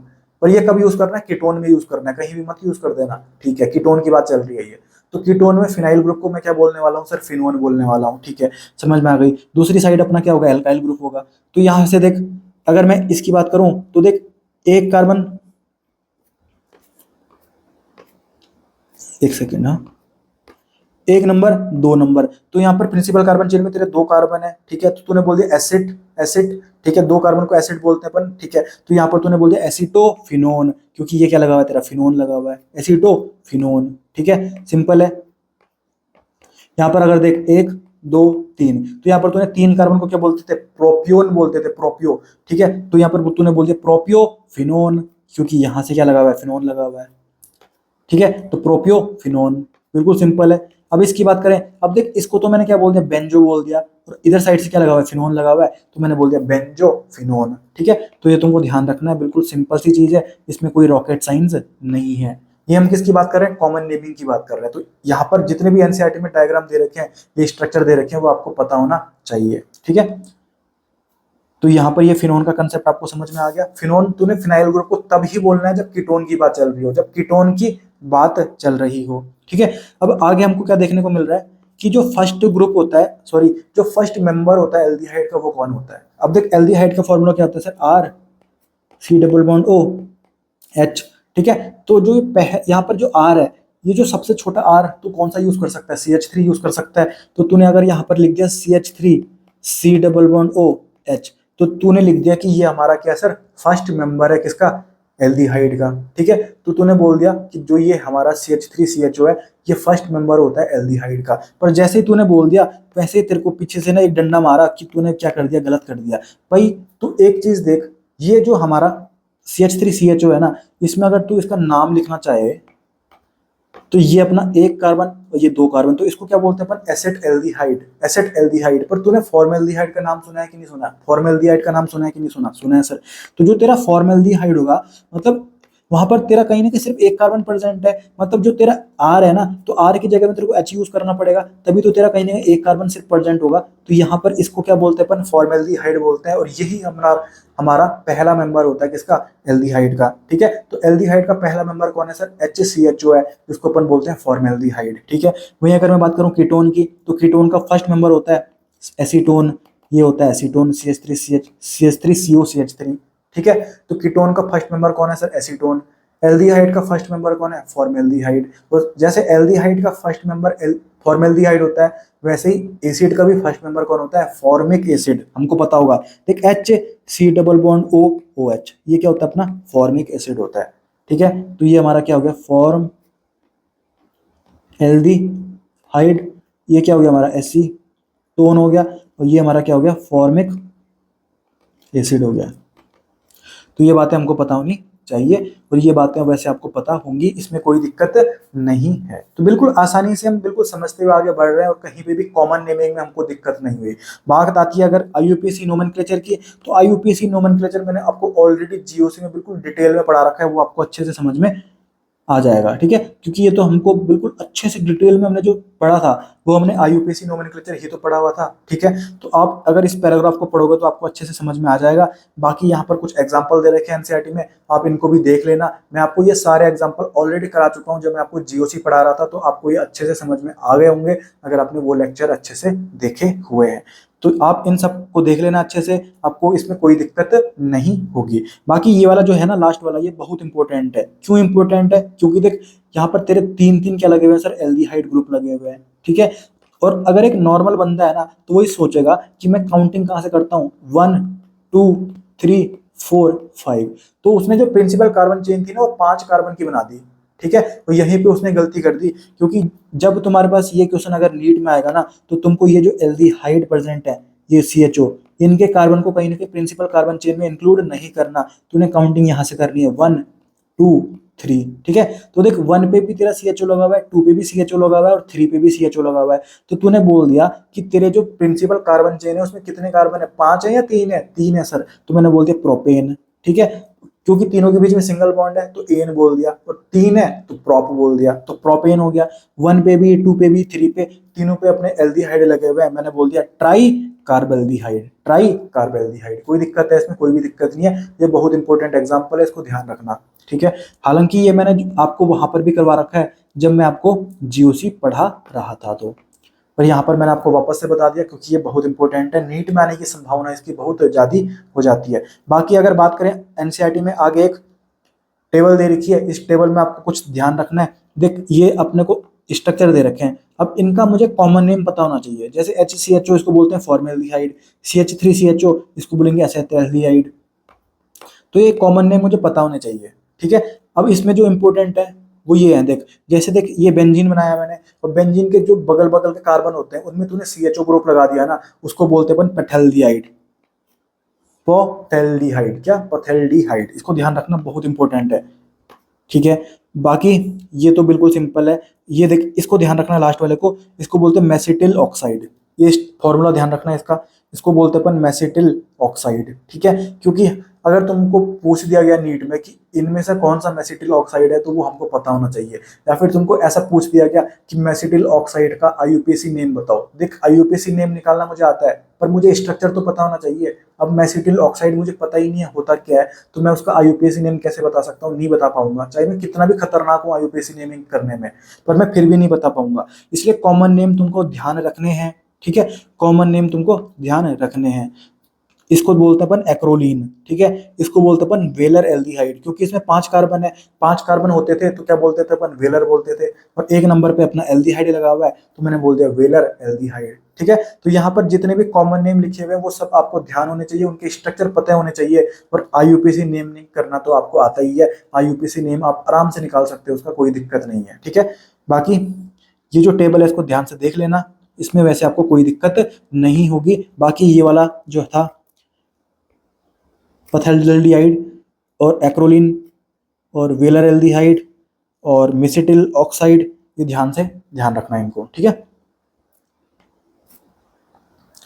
तो ये टेबल आप ध्यान से देख लेना, इसमें आपको कोई दिक्कत नहीं होगी। बाकी आईयूपीएसी नेमिंग करना आपको आता है, बस आपको इतना पता होना चाहिए कि कॉमन नेम अपन इनका क्या होगा। जैसे मेसिटिल ऑक्साइड है तो उसका फॉर्मूला हमको पता होना चाहिए कि अच्छा इसको अपन मेसिटिल ऑक्साइड बोलते हैं, इसका कॉमन नेम अपना मेसिटिल ऑक्साइड है, ठीक है। कुछ बातें हैं, बाकी जो एग्जांपल दे रखे हैं वो आपको आराम से समझ में आ जाएगा। एन निकालना आपको आता है। एन हम कब बोलते हैं? जब सीधी लाइन में चेन होती है उसको अपन एन बोलते थे। आइसो अपन कब बोलते थे? जब अपना CH3 ऐसा बनता था और इधर से कोई ग्रुप लग जाता था। ये मैं आपको ऑलरेडी अच्छे से बता चुका हूँ पिछले लेक्चर्स में, और 3-4 बार ऑलरेडी बता चुका हूँ, पिछले के बहुत चैप्टर्स में यूज करते हैं अपन RAN को, ठीक है। तो इसमें कोई दिक्कत आपको नहीं होने वाली। तो ये जो टॉपिक था ये नोमेनक्लेचर वाला, आपको कॉमन नेमिंग भी मैंने सिखा दी और आईयूपीएसी नेमिंग में आपको ऑलरेडी जीओसी में अच्छे से पढ़ा चुका हूँ, इसलिए यहाँ पर मैं आपको ज़्यादा डिटेल में नहीं पढ़ाया, पर आपको अच्छे से समझ में आ गया होगा जितना भी मैंने पढ़ाया है। और आप इसको प्रैक्टिस कर लेना, जितने भी एग्जाम्पल एनसीईआरटी में दे रखे हैं उनको आप प्रैक्टिस कर लेना, आपका पूरा समझ में आ जाएगा। और जीओसी में जो आपको पढ़ा हुआ है, जो आपने पढ़ा हुआ है आईयूपीएसी, वो भी आपका रिविजन हो जाएगा, ठीक है। बाकी ये वाला जो एग्जाम्पल था जिसमें ट्राई कार्बल्डिहाइड है, 3 CHO ग्रुप लगे हुए हैं, वो बहुत इंपॉर्टेंट है, उसको ध्यान रखना, ठीक है। तो ये था अपना एनसीईआरटी का पार्ट। और एनसीईआरटी का जो अगला टॉपिक आता है वो आता है अपना स्ट्रक्चर ऑफ कार्बोनिल ग्रुप। जो कार्बोनिल ग्रुप हमारा होता है उसका अपन स्ट्रक्चर देखने वाले हैं, और एनसीईआरटी का वर्ल्ड टू वर्ल्ड कवर करते हुए लास्ट में अपन एनसीईआरटी की भी रीडिंग करेंगे और देखेंगे कि हमने एनसीईआरटी का वर्ल्ड टू वर्ल्ड कवर किया है या नहीं किया है। बिल्कुल आसानी से अपना पूरा जो ये टॉपिक है अच्छे से अपने को समझ में आ जाएगा, कहीं पे भी कोई दिक्कत नहीं आने वाली।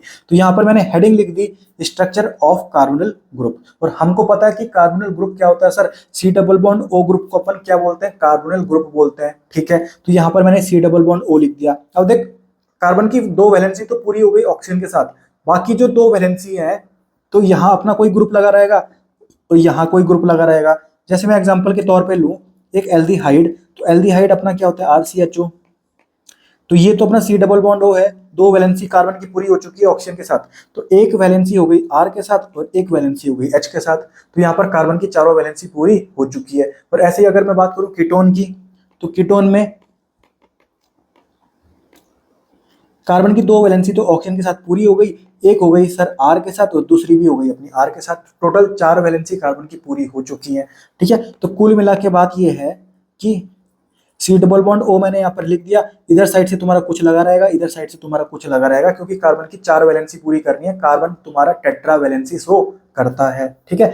अब मैंने तुमको 25 बार बता दिया कि कार्बन अगर कहीं ना कहीं उसके पास एक डबल बॉन्ड प्रेजेंट है, कार्बन के पास अगर एक डबल बॉन्ड प्रेजेंट है तो उसका हाइब्रिडाइजेशन क्या हो जाता है सर? sp2 हो जाता है कि नहीं होता? होता है सर। तो यहाँ पर कार्बन का हाइब्रिडेशन कितना होगा सर? sp2 होगा। तो ये अपना जो कार्बन है ना, ये अपना sp2 हाइब्रिडाइज्ड कार्बन है, ठीक है। अब मैं बात करता हूँ, पिछले चैप्टर्स में मैंने आपको बताया था कि कैसे अपन इलेक्ट्रॉनिक कन्फिग्रेशन निकालते हैं। तो यहाँ पर अपन में इस कार्बन की अगर मैं बात करूँ, इस कार्बन की, तो कार्बन का एटॉमिक नंबर कितना होता है? 6 होता है। मतलब इस पे इलेक्ट्रॉन कितने हैं सर? 6 इलेक्ट्रॉन्स हैं, ठीक है। और यहाँ पर इसका इलेक्ट्रॉनिक कन्फिग्रेशन कैसे निकालूंगा मैं? 1s2 2s2 2p2। पिछले चैप्टर में जैसे मैं बात करूं अगर हाइड्रोकार्बन की, वहां पर मैंने आपको अच्छे से सिखा रखा है ये सब निकालना, ठीक है। तो कार्बन के लिए मैं लिख लेता हूं सर 1s2 2s2 2p2, ठीक है। अब ध्यान से देख, जब मैं s की बात करता हूं तो s के पास तेरा एक कमरा होता है, मतलब एक ऑर्बिटल होता है, और p के पास तेरे तीन कमरे होते हैं, यानी तीन ऑर्बिटल उसके पास होते हैं, ठीक है। और एक कमरे में मैक्सिमम कितने, दो इलेक्ट्रॉन आ सकते हैं। तो s के पास एक कमरा होता है, इसके पास मैक्सिमम दो इलेक्ट्रॉन आ सकते हैं, ठीक है। और p के पास तीन कमरे होते हैं, हर एक कमरे में दो इलेक्ट्रॉन आ सकते हैं मैक्सिमम, तो यहाँ पर तेरे मैक्सिमम 6 इलेक्ट्रॉन आ सकते हैं p में, ठीक है। कोई दिक्कत है इसमें? कोई दिक्कत नहीं है। तो यहाँ पर बात कर रहा हूं मैं अगर कार्बन की, तो इसके पास 6 इलेक्ट्रॉन है, इसका इलेक्ट्रॉनिक कन्फिग्रेशन मैंने लिख लिया। तो यहाँ पर जो s है ना, तो s के पास एक ऑर्बिटल है, एक ऑर्बिटल बना दिया।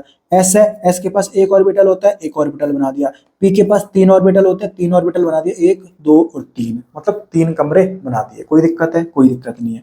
अब बात चल रही है कि इनके अंदर रहने वाले कितने लोग हैं, ठीक है। तो देख, s में दो इलेक्ट्रॉन है और एक कमरा होता है, दोनों के दोनों मैंने इसके अंदर डाल दिया।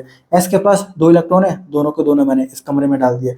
p के पास तेरे दो इलेक्ट्रॉन है और हैं इसके पास कमरे तीन, मतलब तीन ऑर्बिटल है। तो मैंने कैसे डाले दो इलेक्ट्रॉन को, एक यहाँ डाल दिया, एक यहाँ डाल दिया, ठीक है। और अब बात आती है कहीं ना कहीं, अब बात आती है अपनी वैलेंस सेल की। अब देख, इसके आगे कितना नंबर लिखा हुआ है, 1 लिखा हुआ है। इसके आगे लिखा हुआ है 2, सॉरी 2, और इसके आगे भी लिखा हुआ है 2। तो जिसके आगे ज्यादा बड़ा नंबर लिखा होता है वो होते हैं अपने वैलेंस सेल। तो 1 ज्यादा बड़ा नंबर है या 2 ज्यादा बड़ा नंबर है? 2 ज्यादा बड़ा नंबर है, मतलब 2 अपने क्या है सर, वैलेंस सेल के खिलाड़ी हैं। मतलब हमारी जो बात चलेगी वो इनके बीच में चलने वाली है, इनके बीच में, इससे हमारा कोई मतलब नहीं है, ठीक है।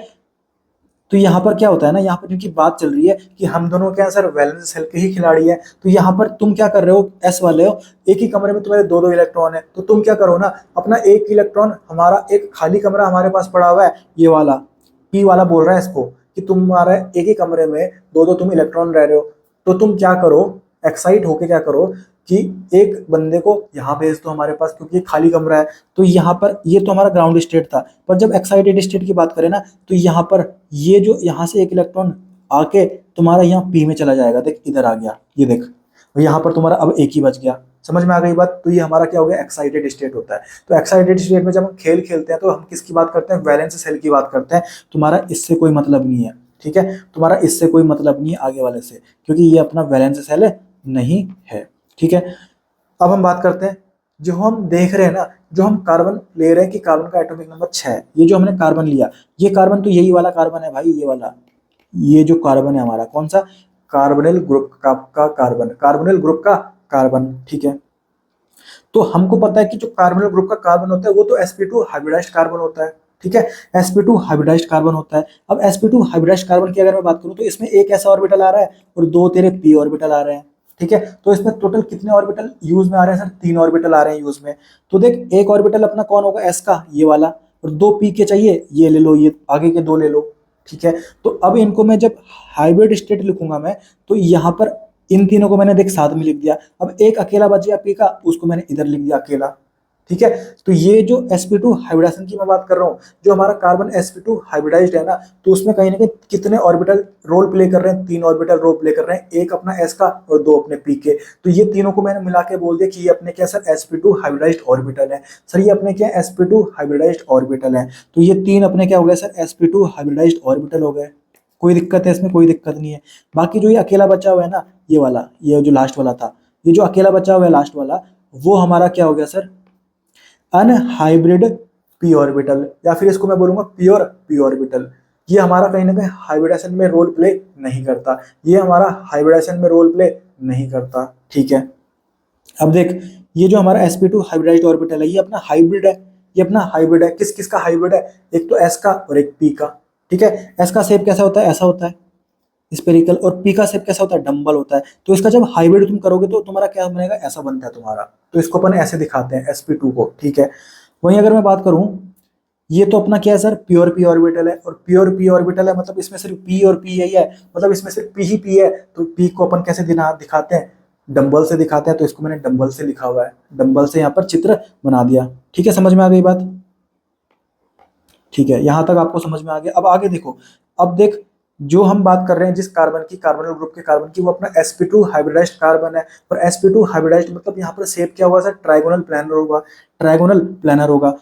मतलब ये जो अपने तीनों है ना sp2, ये भी अपना sp2 हाइब्रिडाइज्ड ऑर्बिटल, ये भी sp2 हाइब्रिडाइज्ड ऑर्बिटल, ये भी sp2 हाइब्रिडाइज्ड ऑर्बिटल, ये जो तीन थे, 1 2 3, ठीक है। तो यहाँ पर ये तीनों एक ही प्लेन में है और ये क्या बना रहे हैं अपने ट्राइगोनल प्लानर, तो इनको मैंने एक ही प्लेन में लगा दिया। ठीक है, ऐसा दिखाते हैं अपन इनको। तो ये देख, एक ये बना दिया मैंने, एक ये बना दिया, एक ये बना दिया, ये तीनों अपने क्या है सर, sp2 हाइब्रिडाइज्ड ऑर्बिटल हैं। ठीक है, sp2 हाइब्रिडाइज्ड ऑर्बिटल हैं सारे। ठीक है, तो अब ध्यान से देख,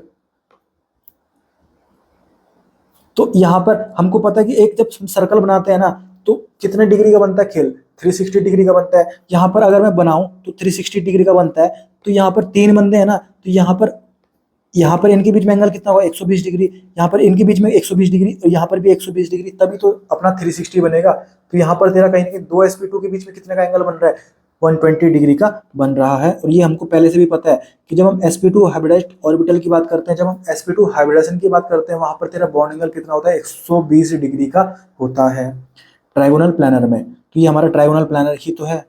ठीक है, तो यहाँ पर बात हो गई हमारे sp2 हाइब्रिडाइज्ड ऑर्बिटल की। पर ये तुम कहाँ भूल रहे हो, तुम्हारे पास कार्बन के पास कहीं ना कहीं एक अनहाइब्रिड, एक कहीं ना कहीं प्योर p ऑर्बिटल भी तो प्रेजेंट है। ठीक है, तो ये तीनों जो sp2 वाले थे ना, ये जो अपने sp2 हाइब्रिडाइज्ड ऑर्बिटल थे, ये तो अपने कहीं ना कहीं सेम प्लेन में है।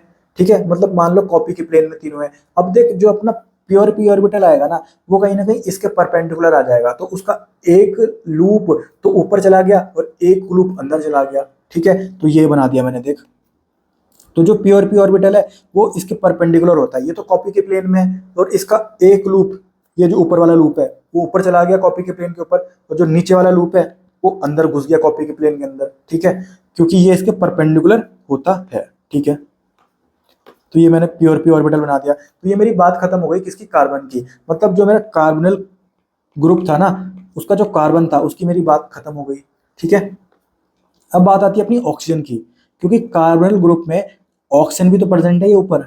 ठीक है, तो अब ऑक्सीजन की बात चल रही है। ठीक है, तो ऑक्सीजन का एटॉमिक नंबर कितना होता है सर, 8 होता है।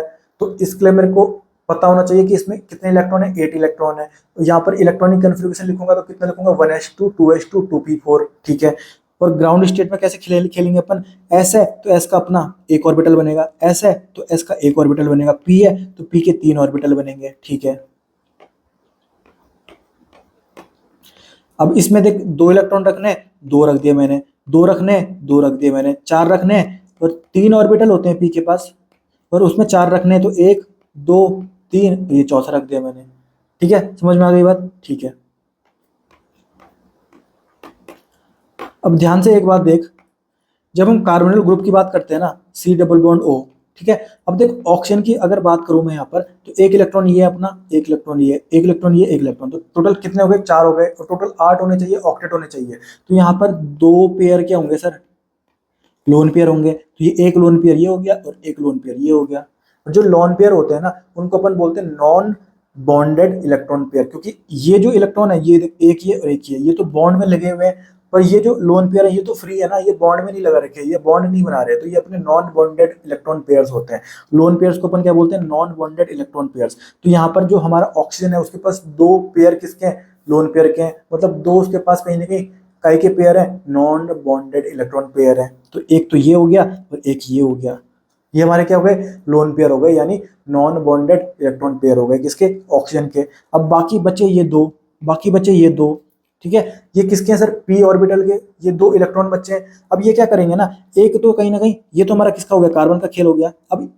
अब जो ये पहला वाला है ऑक्सीजन का, जो ये p ऑर्बिटल का पहला वाला है ना खिलाड़ी, ये तो ये कहीं ना ये sp2 के साथ, कार्बन के sp2 के साथ कहीं ना कहीं क्या कर रहा है, हेड टू हेड ओवरलैपिंग कर रहा है। मतलब यहाँ पर एक्सेल ओवरलैपिंग कर रहा है, मतलब यहाँ पर क्या बॉन्ड बनेगा, सिग्मा बॉन्ड बन जाएगा। ये क्या है सर, p है अपना, तभी तो लिखा हुआ है यहाँ पर sp2 और p का ओवरलैपिंग हो रहा है।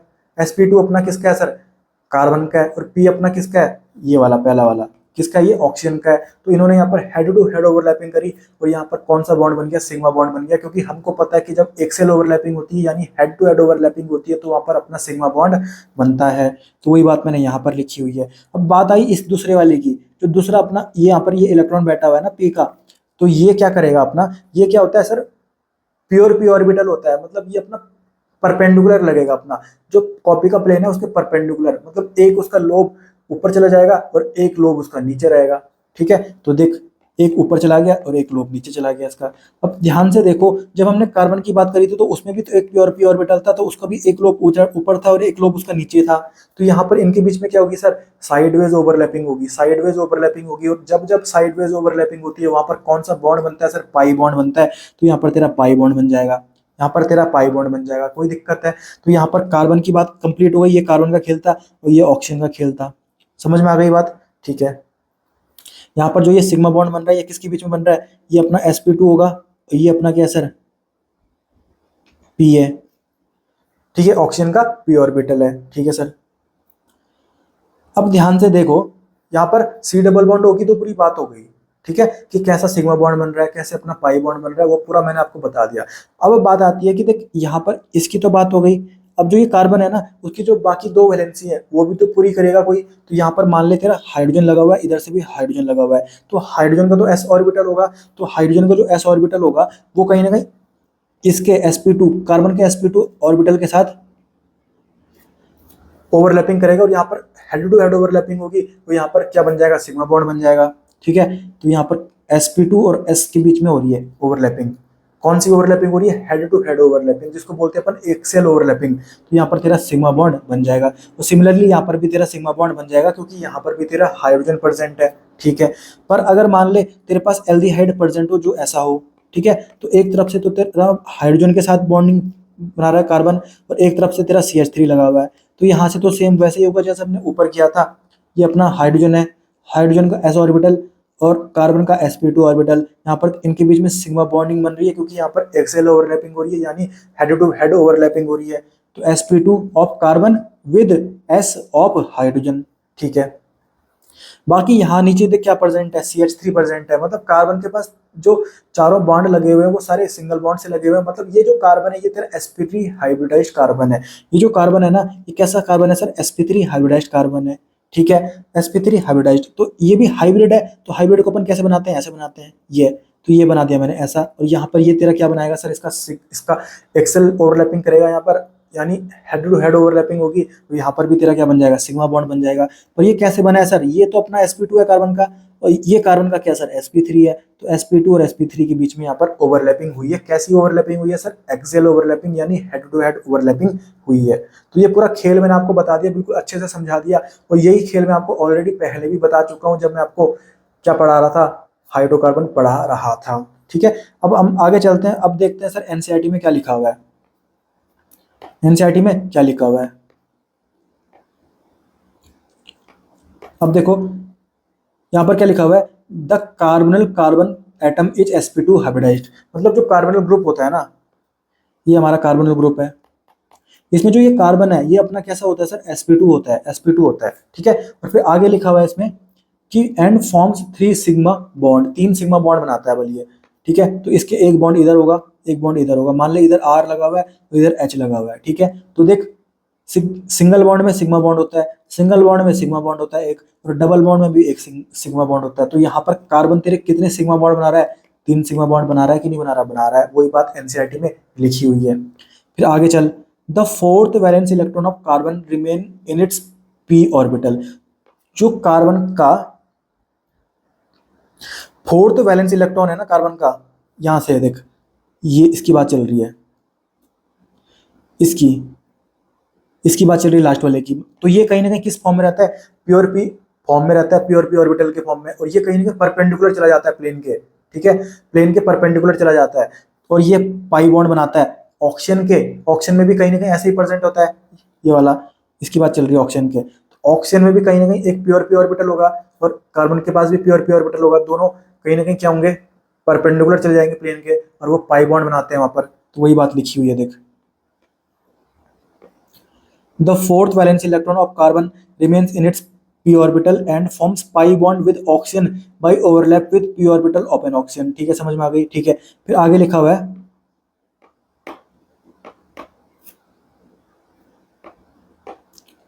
in addition oxygen atoms also has 2 non bonding electron pair. जो ऑक्सीजन होता है ना उसके पास भी कहीं ना कहीं 2 नॉन बॉन्डिंग इलेक्ट्रॉन पेयर्स होते हैं, यानी 2 लोन पेयर्स होते हैं, जो मैंने आपको ऑलरेडी बता दिया। ठीक है, फिर आगे लिखा हुआ है, thus the carbon and the three atoms attached to it lie in the same plane।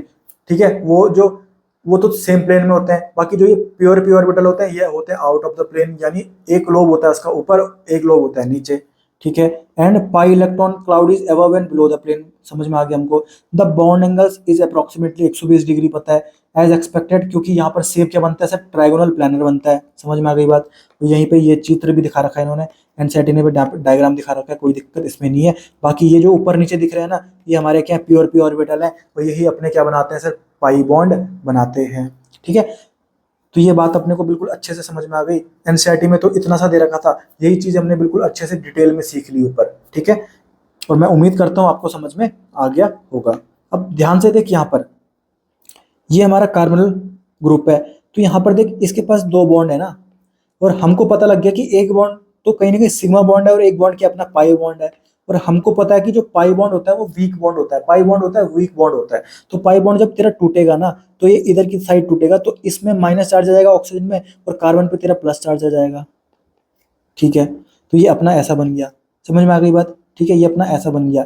तो यहाँ पर माइनस चार्ज जहाँ पर लगा हुआ है, तो वो तेरा हो जाएगा न्यूक्लियोफिलिक सेंटर। तो ऑक्सीजन यहाँ पर क्या होता है, न्यूक्लियोफिलिक सेंटर होता है, और कार्बन तेरा क्या होता है, इलेक्ट्रोफिलिक सेंटर होता है। और मैंने आपको बता रखा है ऑलरेडी जीओसी में कि जब हम इलेक्ट्रोफाइल की बात करते हैं तो वो लीविस एसिड होता है, और जब न्यूक्लियोफाइल की बात करते हैं तो वो अपना क्या होता है, लीविस बेस होता है। ठीक है, तो वही बात यहाँ पर लिखी हुई है।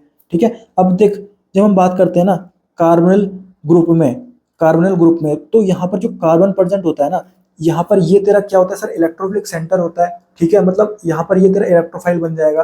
तभी तो जो मैंने पिछले चैप्टर में आपको रिएक्शन कराई थी, जैसे कोल्बे रिएक्शन, रीमर टिमान रिएक्शन, वहां पर तेरे को इलेक्ट्रोफाइल की तरह मैं क्या यूज कर रहा था, वहां पर CHO यूज कर रहा था एक जगह पे, और एक जगह पे COH यूज कर रहा था, क्योंकि हमको अब पता है कि ये कार्बन जो प्रेजेंट होता है ये तेरा क्या होता है सर, इलेक्ट्रोफाइल की तरह बिहेव करता है कि नहीं करता, करता है सर।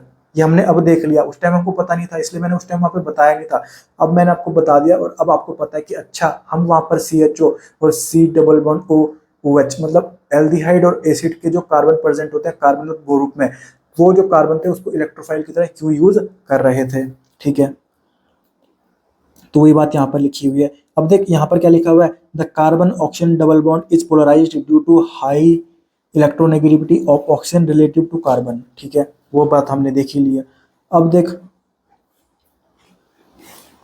आगे एक क्वेश्चन पूछा हुआ है कि जो कार्बोनिल कंपाउंड्स होते हैं ना, वो अपने ज्यादा पोलर होते हैं देन एल्कोहल्स। अब देख कार्बोनिल कंपाउंड्स मतलब जिनके पास कार्बोनिल ग्रुप प्रेजेंट हुआ। ठीक है, और अल्कोहल मतलब जिसमें हाइड्रोक्सिल ग्रुप प्रेजेंट हुआ। अब देख जो कार्बन और ऑक्सीजन के बीच में यहाँ पर इलेक्ट्रोनेगेटिविटी का डिफरेंस क्या है, कम है। इलेक्ट्रोनेगेटिविटी का डिफरेंस क्या है यहाँ पर, कम है। और यहाँ पर जब मैं OH की बात करूं तो यहाँ पर ऑक्सीजन और हाइड्रोजन के बीच में इलेक्ट्रोनेगेटिव का डिफरेंस क्या होता है, ज्यादा होता है। तो इस हिसाब से यहाँ पर इलेक्ट्रोनेगेटिविटी का डिफरेंस ज्यादा है OH में, तो यहाँ पर तेरा कहीं ना कहीं पोलैरिटी की अगर मैं बात करूँ तो यहाँ पर पोलैरिटी क्या होनी चाहिए, ज्यादा होनी चाहिए। क्योंकि मैं बोलता हूँ कि इलेक्ट्रोनेगेटिविटी का डिफरेंस ज्यादा होगा तो पोलैरिटी ज्यादा होगी। और यहाँ पर OH की बात जब चल रही है ना, तो यहाँ पर तेरा इलेक्ट्रोनेगेटिविटी का डिफरेंस ज्यादा होता है as compare to carbon and oxygen in carbonyl compound. तो यहाँ पर जो OH है ना, वहां पर तेरी पोलैरिटी ज्यादा होनी चाहिए थी अल्कोहल में। तो पर देखने को मिलता है कि नहीं सर, जो कार्बोनिल कंपाउंड होते हैं ना, वहां पर वो ज्यादा पोलर होते हैं अल्कोहल से। अल्कोहल ज्यादा पोलर होने चाहिए थे, पर होते ज्यादा कौन है सर, कार्बोनिल कंपाउंड्स होते हैं। ठीक है, ऐसा क्यों होता है सर, ऐसा इसलिए होता है ना क्योंकि जो कार्बोनिल कंपाउंड्स होता है वहां पर कार्बन और ऑक्सीजन के बीच में डबल बॉन्ड प्रेजेंट है। और डबल बॉन्ड प्रेजेंट है तो एक बॉन्ड क्या होता है, हमको पता है पाई बॉन्ड होता है, और जो पाई बॉन्ड होता है वो वीक बॉन्ड होता है, उसके टूटने में बिल्कुल आसानी से टूट जाएगा। और अगर वो टूटेगा तो कहीं ना कहीं यहाँ पर पोल्स बनना बिल्कुल आसान है ना, क्योंकि अगर ये टूटेगा तो देख, तो ऑक्सीजन में माइनस आ जाएगा और कार्बन में प्लस आ जाएगा। मतलब यहाँ पर जो पाई बॉन्ड है वो वीक बॉन्ड है, वो आराम से टूट जाएगा। तो यहाँ पर जो पोल्स बनने हैं कि एक में माइनस आ गया एक में प्लस आ गया, वो कहीं ना कहीं यहाँ पर आराम से बन जाते हैं। इसलिए कहीं ना कहीं हम बोलते हैं कि जो कार्बोनिल कंपाउंड्स होते हैं ना, वो कहीं ना कहीं ज्यादा पोलर होते हैं देन अल्कोहल। जबकि उन्हें अल्कोहल ज्यादा पोलर चाहिए थे, क्योंकि ऑक्सीजन और हाइड्रोजन के बीच में इलेक्ट्रोनेगेटिविटी का डिफरेंस क्या सर, ज्यादा है। ठीक है, तो ये आपका आंसर आ गया, समझ में आ गया आपको।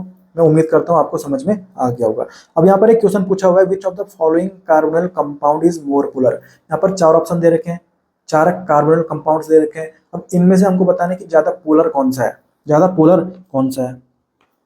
अब ध्यान से एक बात देख, यहाँ पर एक पाई बॉन्ड होगा सबके पास एक पाई बॉन्ड होगा और एक सिग्मा बॉन्ड होगा।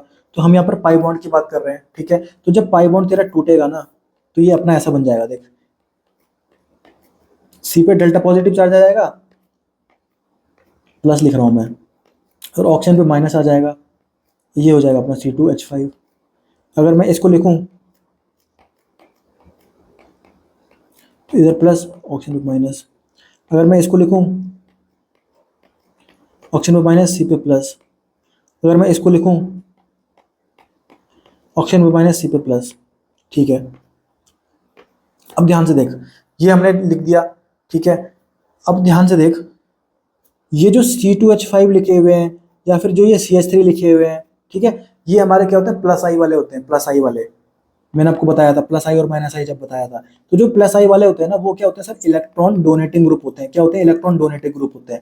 तो यहाँ पर देख, ये ज्यादा प्लस वाला है कि ये ज्यादा प्लस वाला है, सर इसमें तो दो दो CH3 लगे होंगे, मतलब इसमें दो दो कार्बन प्रेजेंट है, तो ये ज्यादा प्लस आई शो करेगा। तो जितना ज्यादा प्लस आई होगा ना, वो उतना ज्यादा इलेक्ट्रॉन डोनेट कर सकता है। तो यहाँ पर ये अगर इलेक्ट्रॉन डोनेट करेगा, इधर इलेक्ट्रॉन मान इसने डोनेट कर दिया, तो यहाँ पर माइनस चार्ज नहीं आ जाएगा, और यहाँ पर प्लस माइनस करके यहाँ पर क्या हो गया, जो वहां पर पहले से प्लस था ना, वो कहीं ना कहीं कमजोर पड़ गया, जिसके कारण वहां पर सी और ओ के बीच में पोलराइजेशन क्या हो गया, कम हो गया भाई, वहां पर पोलैरिटी कम हो गई उसकी। तो मतलब कि प्लस आई वाला है ना, वो दिमाग खराब कर रहा है, मतलब वो पोलैरिटी कम कर दे रहा है, ठीक है। और अगर माइनस आई वाला लगा होता, वो इलेक्ट्रॉन विड्रॉइंग ग्रुप होते हैं, तो इलेक्ट्रॉन को खींचेंगे। अगर मैंने यहाँ पे कोई इलेक्ट्रॉन विड्रॉइंग ग्रुप लगा दिया, जैसे यहाँ पर कोई इलेक्ट्रॉन विड्रॉइंग ग्रुप है जो इलेक्ट्रॉन को खींचने का काम कर रहा है, ठीक है, तो वो यहाँ से इलेक्ट्रॉन खींचेंगे, तो यहाँ पर और ज्यादा प्लस हो जाएगा, जिसके कारण वहां पर और ज्यादा पोलैरिटी हो जाएगी, ठीक है। मतलब यहाँ पर जब हम कार्बोनिल कंपाउंड की बात करते हैं, तो जो ग्रुप लगे हुए हैं ना, वो हमारे माइनस आई वाले होने चाहिए, ना कि प्लस आई वाले होने चाहिए, ठीक है। तो जितने ज्यादा प्लस आई वाला होगा, उतना ज्यादा पोलैरिटी कम हो जाएगी भाई, ठीक है। उतनी ज्यादा पोलैरिटी क्या हो जाएगी, कम हो जाएगी, ठीक है। तो यहाँ पर देख, पोलैरिटी सबसे कम हो जाएगी ए वाले में, क्योंकि यहाँ पर तेरे कहीं ना कहीं क्या लगे हुए हैं, सबसे ज्यादा प्लस आई वाले लगे हुए हैं, C2H5। यहाँ पर तेरा CH3 लगा हुआ है, इधर से भी CH3 लगा हुआ है, मतलब ये भी अपने क्या इलेक्ट्रॉन डोनेटिंग ग्रुप है, मतलब ये भी प्लस आई वाले हैं। तो यहाँ पर ये भी अपना कहीं ना कहीं पोलैरिटी क्या कर देगा, कम कर देगा CO का, ठीक है। बाकी इधर साइड से देख, एक लगा हुआ है, तो ये भी कम कर देगा। और बाकी जो हाइड्रोजन होते हैं वो अपने रेफरेंस होते हैं। तो इन चारों ऑप्शन में अपन सबसे ज्यादा अगर सटीक आंसर मानना चाहें तो अपना ये मारेंगे, क्योंकि यहाँ पर प्लस आई अपना सबसे कम हो रहा है, ठीक है। प्लस आई अपना सबसे कम हो रहा है, तो जो अपना पोलैरिटी हो रही है ना कार्बन और ऑक्सीजन के बीच में, उसको भी ये कहीं ना कहीं अफेक्ट नहीं कर रहे हैं, ठीक है। यहाँ पर ये अपना सबसे ज्यादा पोलर हो जाएगा, ऑप्शन नंबर डी। मैं उम्मीद करता हूँ आपको समझ में आ गया होगा, कोई इसमें दिक्कत नहीं है, ठीक है। बाकी ये जो पार्ट था, ये थोड़ा कंसेप्चुअल पार्ट था, पर फिर भी आपको स्ट्रक्चर ऑफ कार्बोनिल कंपाउंड अच्छे से समझ में आ गया होगा। एनसीईआरटी में बस इतना सा एक पैराग्राफ दे रखा था, उसी को मैंने आपको इलेबोरेट करके बिल्कुल अच्छे से समझाया ताकि आपको कोई दिक्कत नहीं हो, और एनसीईआरटी बिल्कुल अच्छे से वर्ड टू वर्ड हम समझ में हमको आ जाए, ठीक है। बाकी अब हम अगला टॉपिक देखते हैं। अगला टॉपिक है अपना preparation of aldehyde and ketone. तो अब आता है एनसीईआरटी का अगला टॉपिक, और एनसीईआरटी का जो अगला टॉपिक आता है वो आता है preparation of aldehyde and ketone. मतलब यहाँ पर हमको एल्डिहाइड और कीटोन का प्रिपरेशन करना है। तो पहला तरीका अपने पास आता है बाई ऑक्सीडेशन ऑफ एल्कोहल। मतलब मैं यहाँ पर एल्कोहल का ऑक्सीडेशन करूंगा और एल्डिहाइड एंड कीटोन बनाऊंगा, ठीक है। अब तुमको ध्यान होगा एक बात, जब हमने पिछला चैप्टर पढ़ा था alcohol phenol and ether chapter वाला, वहां पर मैंने आपको एल्कोहल का अच्छे से बिल्कुल डिटेल में ऑक्सीडेशन करना सिखाया था। और हमने वहां पर देखा था कि अगर 1 डिग्री अल्कोहल हमारे पास था तो हमने उसको ऑक्सीडेशन करके एल्डिहाइड बनाया था, और एल्डिहाइड का फर्दर ऑक्सीडेशन होता था और एसिड बन जाता था, ठीक है। वहीं अगर मैं 2 डिग्री अल्कोहल का ऑक्सीडेशन करूं तो मेरा कीटोन बन जाता था, ठीक है। और अगर मैं 3 डिग्री अल्कोहल की ऑक्सीडेशन की बात करूं तो नॉर्मल कंडीशन में इसका ऑक्सीडेशन जनरली नहीं होता था, ठीक है। तो ये बात हम ऑलरेडी पिछले चैप्टर में अच्छे से पढ़े हुए हैं, बिल्कुल डिटेल में एनसीईआरटी ने खुद भी दे रखा है, ठीक है। वही रिएक्शन वापस से यहाँ पर रिपीट हो गई है, ठीक है। तो मैंने यहाँ पर लिख दिया sir already in alcohol phenol and ether, ठीक है। अब देख यहाँ पर मुझे एल्डिहाइड और कीटोन का प्रिपरेशन करना है, ठीक है। तो देख 1 डिग्री अल्कोहल का जब ऑक्सीडेशन होगा तो मेरा एल्डिहाइड बन जाएगा, और 2 डिग्री अल्कोहल का ऑक्सीडेशन होगा तो मेरा कीटोन बन जाएगा, ठीक है। पर यहाँ पर दिक्कत यह आती है ना कि मान ले मेरे पास 1 डिग्री अल्कोहल है और मैंने कोई स्ट्रॉन्ग ऑक्सीडाइजिंग एजेंट ले लिया जैसे कि KMnO4, ठीक है। तो होगा क्या, 1 डिग्री अल्कोहल ऑक्सीडाइज होकर एल्डिहाइड बन जाएगा, पर एल्डिहाइड तेरा फर्दर ऑक्सीडाइज हो जाएगा, एसिड बन जाएगा तेरा, और तेरा एसिड बन चुका है भाई। पर तेरे को तो एल्डिहाइड चाहिए था, तेरे को एसिड थोड़ी चाहिए, तेरे को तो एल्डिहाइड चाहिए था, तेरे को एल्डिहाइड का प्रिपरेशन करना है, ठीक है, मतलब यहाँ से बात क्लियर है कि तू स्ट्रॉन्ग ऑक्सीडाइजिंग एजेंट नहीं ले सकता, तुझे या तो वीक ऑक्सीडाइजिंग एजेंट लेना है या तो माइल्ड ऑक्सीडाइजिंग एजेंट लेना है। और मैंने पिछले चैप्टर में आपको बताया था अल्कोहल के केस में जो वीक ऑक्सीडाइजिंग एजेंट होता है वो होता है CrO3, और जो तेरा माइल्ड ऑक्सीडाइजिंग एजेंट होता है वो होता है तेरा PCC, पाइरिडिनियम क्लोरोक्रोमेट। ठीक है, तो ये तेरा क्या होता है, माइल्ड ऑक्सीडाइजिंग एजेंट होता है। तो ये तेरे को यूज करना है भाई। तेरे को स्ट्रॉन्ग ऑक्सीडाइजिंग एजेंट जैसे कि K2Cr2O7 या फिर मैं बात करूँ KMnO4 ये यूज नहीं करने, क्योंकि अगर तू स्ट्रॉन्ग ऑक्सीडाइजिंग एजेंट यूज करेगा तो तेरा एसिड बन जाएगा। तेरे को एसिड थोड़ी बनाना, तेरे को तो एल्डिहाइड तक खेल रोकना है अपना। ठीक है, तो यहाँ पर हम 1 डिग्री अल्कोहल का ऑक्सीडेशन करके एल्डिहाइड बना सकते हैं और 2 डिग्री अल्कोहल का ऑक्सीडेशन करके हम अपना कीटोन बना सकते हैं। तो ये बिल्कुल रिएक्शन जो हमने पहली पढ़ी बाय ऑक्सीडेशन ऑफ अल्कोहल, ये हम ऑलरेडी पहले से पढ़ चुके हैं, कोई भी इसमें नई बात नहीं है। ठीक है, तो मैं उम्मीद करता हूँ आपको ये अच्छे से समझ में आ गई होगी। ठीक है, तो एनसीईआरटी ने देख यहाँ पर इतनी 2 लाइन में इसको कंप्लीट कर दिया, क्योंकि एनसीईआरटी को भी पता है कि हमने पिछले चैप्टर में इसको करा रखा है। एनसीईआरटी खुद बोलती है कि हमने इसको ऑलरेडी करा हुआ है। ठीक है, तो अब आती है दूसरी रिएक्शन। तो जो अगला मेथड आता है वो आता है सर डिहाइड्रोजनेशन। ठीक है, डी का मतलब हटाना और हाइड्रोजनेशन मतलब हाइड्रोजन को। ठीक है, मतलब यहाँ पर अपने को हाइड्रोजन को माइनस करना है, हाइड्रोजन को हटाना है। ठीक है, और ये वाली जो मेथड है, ये जो अपनी रिएक्शंस है ना, ये भी हम already alcohol phenol and ether वाले चैप्टर में पढ़ चुके हैं। ठीक है, आपको ध्यान होगा मैंने बताया था कि अगर मेरे पास 1 डिग्री अल्कोहल है और यहाँ पर मुझे इसका डिहाइड्रोजनेशन करना है, मतलब इसमें से मुझे -H2 करना है, तो मेरा एल्डिहाइड बन जाएगा। और अगर मेरे पास 2 डिग्री अल्कोहल है और इसका मुझे डिहाइड्रोजनेशन करना है, मतलब -H2 करना है, तो मेरा कहीं ना कहीं कीटोन बन जाएगा। ठीक है, यहाँ पर हमको पता होता है कि जो डिहाइड्रेटिंग एजेंट अपन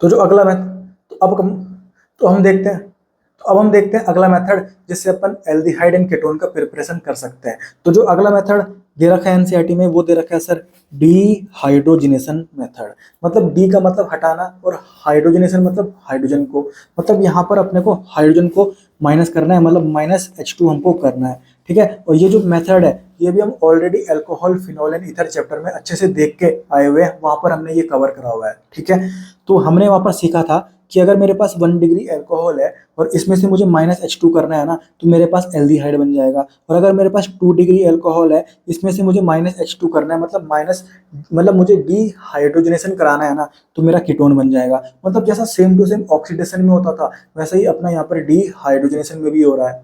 ठीक है, क्योंकि ऑक्सीडेशन में हमने देखा 1 डिग्री अल्कोहल है, उसका ऑक्सीडेशन होता है तो एल्डिहाइड बन जाता है, यहाँ पर भी सेम एल्डिहाइड बन रहा है। और 2 डिग्री अल्कोहल होगा, उसका ऑक्सीडेशन जब होता था तो वहाँ पर क्या बन जाता था, कीटोन बन जाता था। और यहाँ पर जब 2 डिग्री अल्कोहल का डिहाइड्रोजनेशन हो रहा है तो यहाँ पर भी कीटोन बन जा रहा है। ठीक है, मतलब प्रोडक्ट सेम टू सेम वही बन रहे हैं, रिएक्टेंट सेम टू सेम वही है, बस यहाँ पर अपना प्रोसेस कौन सा यूज हो रहा है सर, डिहाइड्रोजनेशन।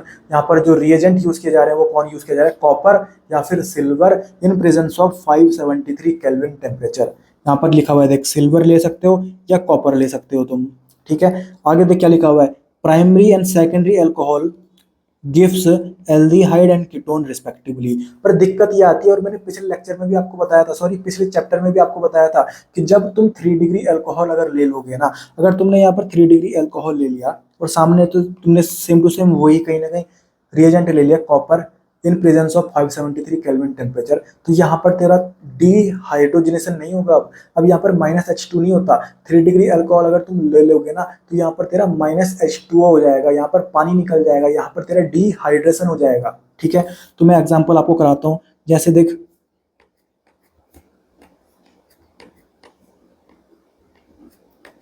ये मैं कहीं ना कहीं 3 डिग्री अल्कोहल ले रहा हूँ। ठीक है, मैंने 3 डिग्री अल्कोहल ले लिया।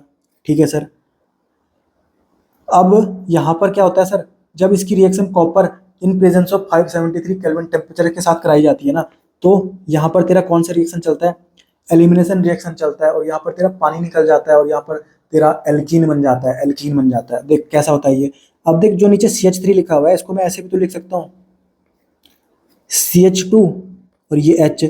अब ये देख तेरा पानी निकल गया, अब ये जो बॉन्ड है आधे आधे यहाँ गिर जाएंगे तेरे, तो ये तेरा क्या बन जाएगा सर, ऐसा बन जाएगा देख, CH3 C ऊपर क्या सर CH3, तो ये डबल बॉन्ड हो गया, तो ये हो गया तेरा CH2, तो ये तेरा क्या बन गया, एल्कीन बन गया।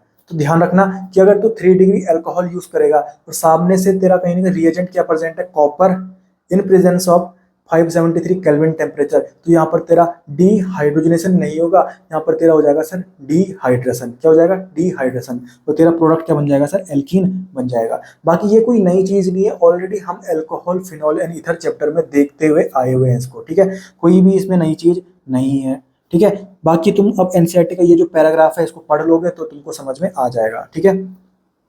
अब हम देखते हैं आगे, ओजोनाइसिस ऑफ एल्कीन, ये भी हम ऑलरेडी पढ़ चुके हैं। और ये रिएक्शन हम कब पढ़े थे, जब हम हाइड्रोकार्बन चैप्टर पढ़ रहे थे और वहां पर एल्कीन देख रहे थे अपन।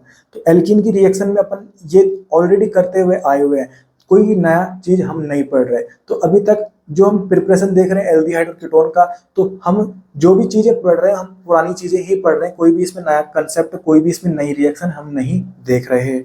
तो ओजोनोलाइसिस ऑफ एल्कीन, तो हमको पता है सर ये मेरा एल्कीन है, ठीक है, और ये मेरे रिएजेंट होते हैं ओजोनोलाइसिस के। ओजोन इसमें यूज किया जाता है और जिंक वाटर इसमें यूज किया जाता है, ठीक है। अब जो जिंक इसमें यूज किया जाता था, ये इसलिए यूज किया जाता था ताकि जो हमारा एल्डिहाइड बनेगा ना, वो फर्दर ऑक्सीडाइज करके एसिड ना बदल जाए, वो अपना एसिड ना बन जाए। मतलब हमको यहाँ पर खेल कहाँ पर रोकना है, मतलब एल्डिहाइड पे ही हमको खेल रोकना पड़ता था, ठीक है। तभी तो अपन जिंक यूज करते थे इसमें, ताकि जिंक क्या करता था ना, हमारा एल्डिहाइड को फर्दर ऑक्सीडाइज करने से रोकता था और एसिड नहीं बनता था फिर, क्योंकि हमको खेल कहाँ तक रोकना है, एल्डिहाइड तक ही रोकना है, ठीक है। तो ऑक्सीडेशन अपन कैसे करते थे एल्कीन का, ध्यान से देख, डबल बॉन्ड को तोड़ा, ठीक है, एक O इधर दिया, एक O इधर दिया, ठीक है, तो ये मेरा क्या बन जाएगा, CH3 single bond C double bond OH, ठीक है। और दूसरा क्या बन जाएगा मेरा H2 C double bond O, इसको कैसे लिखूंगा मैं, C डबल बॉन्ड O, एक H इधर डाल दे और एक H तो इधर डाल दे, तो एक तो तेरा क्या बन गया, एक तो तेरा क्या बन गया, एसेट एल्डिहाइड बन गया, और एक तेरा बन गया फॉर्मल्डिहाइड। समझ में आ गई बात, कोई दिक्कत है इसमें, कोई भी दिक्कत नहीं है, ठीक है। अब अपन बात करें इसकी, ठीक है, इसकी बात करें अपन, तो यहाँ पर देख, इसको मैंने तोड़ा, एक को मैंने इधर दे दिया, एक को मैंने इधर दे दिया। अब देख ये अपना सिमेट्रिकल है, तो दोनों यहाँ पर जो प्रोडक्ट बनेंगे दोनों एक जैसे बनेंगे। तो यहाँ पर देख मैंने क्या बना दिया, CH3 single bond C double bond H, sorry C double bond O और ये H, तो ये अपना क्या बन गया, एसिड एल्डिहाइड बन गया। और ये अपने कितने मॉलिक्यूल बन जाएंगे, इसके 2 मॉलिक्यूल बन जाएंगे, ठीक है, क्योंकि एक इधर से और एक इधर से बन जाएगा। कोई दिक्कत है इसमें, कोई भी दिक्कत नहीं है, ये मेरा प्रोडक्ट बन गया, ठीक है। अब यहाँ पर तुमको इसकी रीडिंग करनी है, तो यहाँ पर तुमको सब समझ में आ जाएगा। यहाँ पर जो जिंक डस्ट हम यूज करते हैं वो इसलिए यूज करते हैं ताकि जो हम एल्डिहाइड बना रहे हैं ना, वो फर्दर ऑक्सीडाइज होके तुम्हारा एसिड ना बदल जाए, वो एसिड में ना बदल जाए, वो फर्दर ऑक्सीडेशन उसका ना हो पाए। फर्दर ऑक्सीडेशन को रोकने के लिए हम यहाँ पर जिंक डस्ट यूज करते हैं ओजोनोलाइसिस रिएक्शन में, ठीक है। समझ में आ गई बात। बाकी ये जब हम हाइड्रोकार्बन चैप्टर पढ़ रहे थे, जब हम एल्कीन की रिएक्शन देख रहे थे, केमिकल प्रॉपर्टीज देख रहे थे, वहां पर हमने ओजोनोलाइसिस रिएक्शन बिल्कुल अच्छे से प्रैक्टिस करी है और बहुत सारे एग्जाम्पल प्रैक्टिस करें इसके ऊपर, तो कोई भी दिक्कत आपको नहीं आनी चाहिए। तो अब हम देखते हैं एनसीईआरटी में एक लास्ट मेथड दे रखा है जिससे अपन एल्डिहाइड एंड कीटोन का प्रिपरेशन कर सकते हैं, और इस मेथड का नाम है हाइड्रेशन ऑफ एल्काइन। मतलब एल्काइन का हाइड्रेशन करके मैं एल्डिहाइड एंड कीटोन को प्रिपेयर कर सकता हूँ, ठीक है सर। और तुमको अगर ध्यान होगा तो जब हम हाइड्रोकार्बन चैप्टर पढ़ रहे थे ना, और वहां पर एल्काइन टॉपिक पढ़ रहे थे, तो ये रिएक्शन हम ऑलरेडी वहां पर देख चुके हैं। मतलब जितने भी मेथड यहाँ पर हम यूज कर रहे हैं ना एल्डिहाइड एंड कीटोन बनाने के लिए, वो मेथड हम ऑलरेडी पढ़ चुके हैं भाई, वो मेथड हम ऑलरेडी कवर करते हुए आए हुए हैं पिछले चैप्टर्स में, ठीक है। तो हाइड्रेशन ऑफ एल्काइन हम कर रहे हैं, और हाइड्रेशन का मतलब बच्चे को पता है कि वाटर का एडिशन, ठीक है। ये मेरे पास एल्काइन है, इथाइन है। अब जो इथाइन है ना, ये तेरा सिमेट्रिकल है या अनसिमेट्रिकल है। अब देख जैसा इधर वैसा ही इधर, तो ये अपना सिमेट्रिकल एल्काइन है, ठीक है सर। और वाटर का यहाँ पर एडिशन करना है, ठीक है। अब यहाँ पर तेरे को ना एक तो H2SO4 लेना होता है, ये तूने H+ ले लिया, ठीक है। और एक तेरे को HgSO4 लेना है, ये तूने Hg+2 ले लिया, ठीक है। और टेम्परेचर कितना लेना पड़ता है, 333 केल्विन लेना पड़ता है, ठीक है। अब तेरा वाटर का क्या होगा सर, एडिशन होगा। अब ध्यान से देख, ये जो है ना तेरे पास इथाइन, ये तेरा कहीं ना कहीं क्या है, सिमेट्रिकल है। अब तेरा अगर सिमेट्रिकल है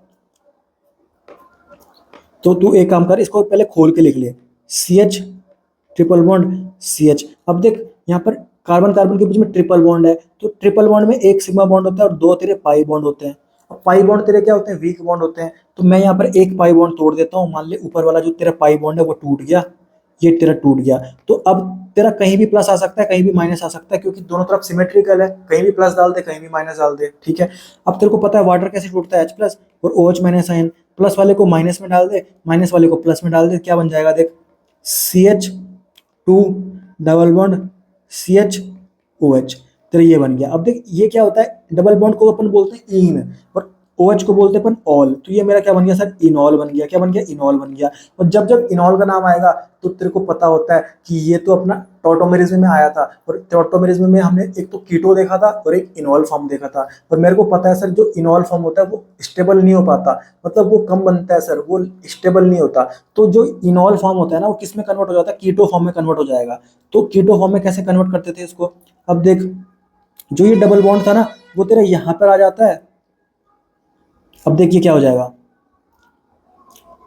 और जो ये तेरा H है ना वो तेरा यहाँ पर चला जाएगा। हाइड्रोजन की शिफ्टिंग होती थी यहाँ पर। जब हमने टॉटोमेरिज्म सीखा था हमने ऑलरेडी ये बिल्कुल अच्छे से सीखा हुआ है कि कैसे अपन इनॉल को कीटो में कन्वर्ट करते हैं और कैसे कीटो को अपन इनॉल में कन्वर्ट करते हैं। जो तेरा इनॉल होता है वो तेरा लेस स्टेबल होता है, तो कहीं ना कहीं वो किस में कन्वर्ट हो जाता है, तेरा कीटो में कन्वर्ट हो जाता है। तो ये कीटो में कन्वर्ट हो जाएगा, कैसा हो जाएगा देख, CH3 हो जाएगा। अब ये सिंगल बॉन्ड और ये CH, तो ये तेरा डबल बॉन्ड, तो ये ऐसा बन जाएगा तेरा, ये बन गया तेरा कीटो फॉर्म, ठीक है। और हमको बनाना क्या है सर, प्रिपरेशन करना है एल्डिहाइड एंड कीटोन का। ये मेरा कीटोन का प्रिपरेशन हो चुका है, इसमें कोई दिक्कत नहीं है। सॉरी ये कीटोन नहीं बना है, ये क्या बना है मेरा, ये तो सर एल्डिहाइड बना है, एल्डिहाइड बना है, ठीक है। अब देख यहाँ पर दूसरा एक एग्जांपल है, ये मेरे पास एल्काइन है, ठीक है, एल्काइन है, और ये एल्काइन सिमेट्रिकल है या अनसिमेट्रिकल है। अगर मैं इस बॉन्ड को तोड़ूं तो देख जैसा इधर है वैसा इधर है क्या, नहीं सर, लेफ्ट साइड तो 2 कार्बन है, राइट साइड तेरा एक ही कार्बन है, मतलब ये अपना अनसिमेट्रिकल एल्काइन है, ठीक है। तो यहाँ पर मैं देख जब इसको तोड़ता हूँ ना, तो जब इसका मैं पाई बॉन्ड तोड़ता हूँ ऊपर वाला, तो अब मैं इसको इधर के लिए तोड़ूंगा क्योंकि यहाँ से बाहर निकलना आसान है ना, तो इधर माइनस और पीछे क्या आ जाएगा, प्लस आ जाएगा, ठीक है। तो अब देखिए कैसा हो गया, CH3 सिंगल बॉन्ड C, अब ये 2 ही बॉन्ड बचे, 2 CH, अब इधर माइनस है इधर प्लस है।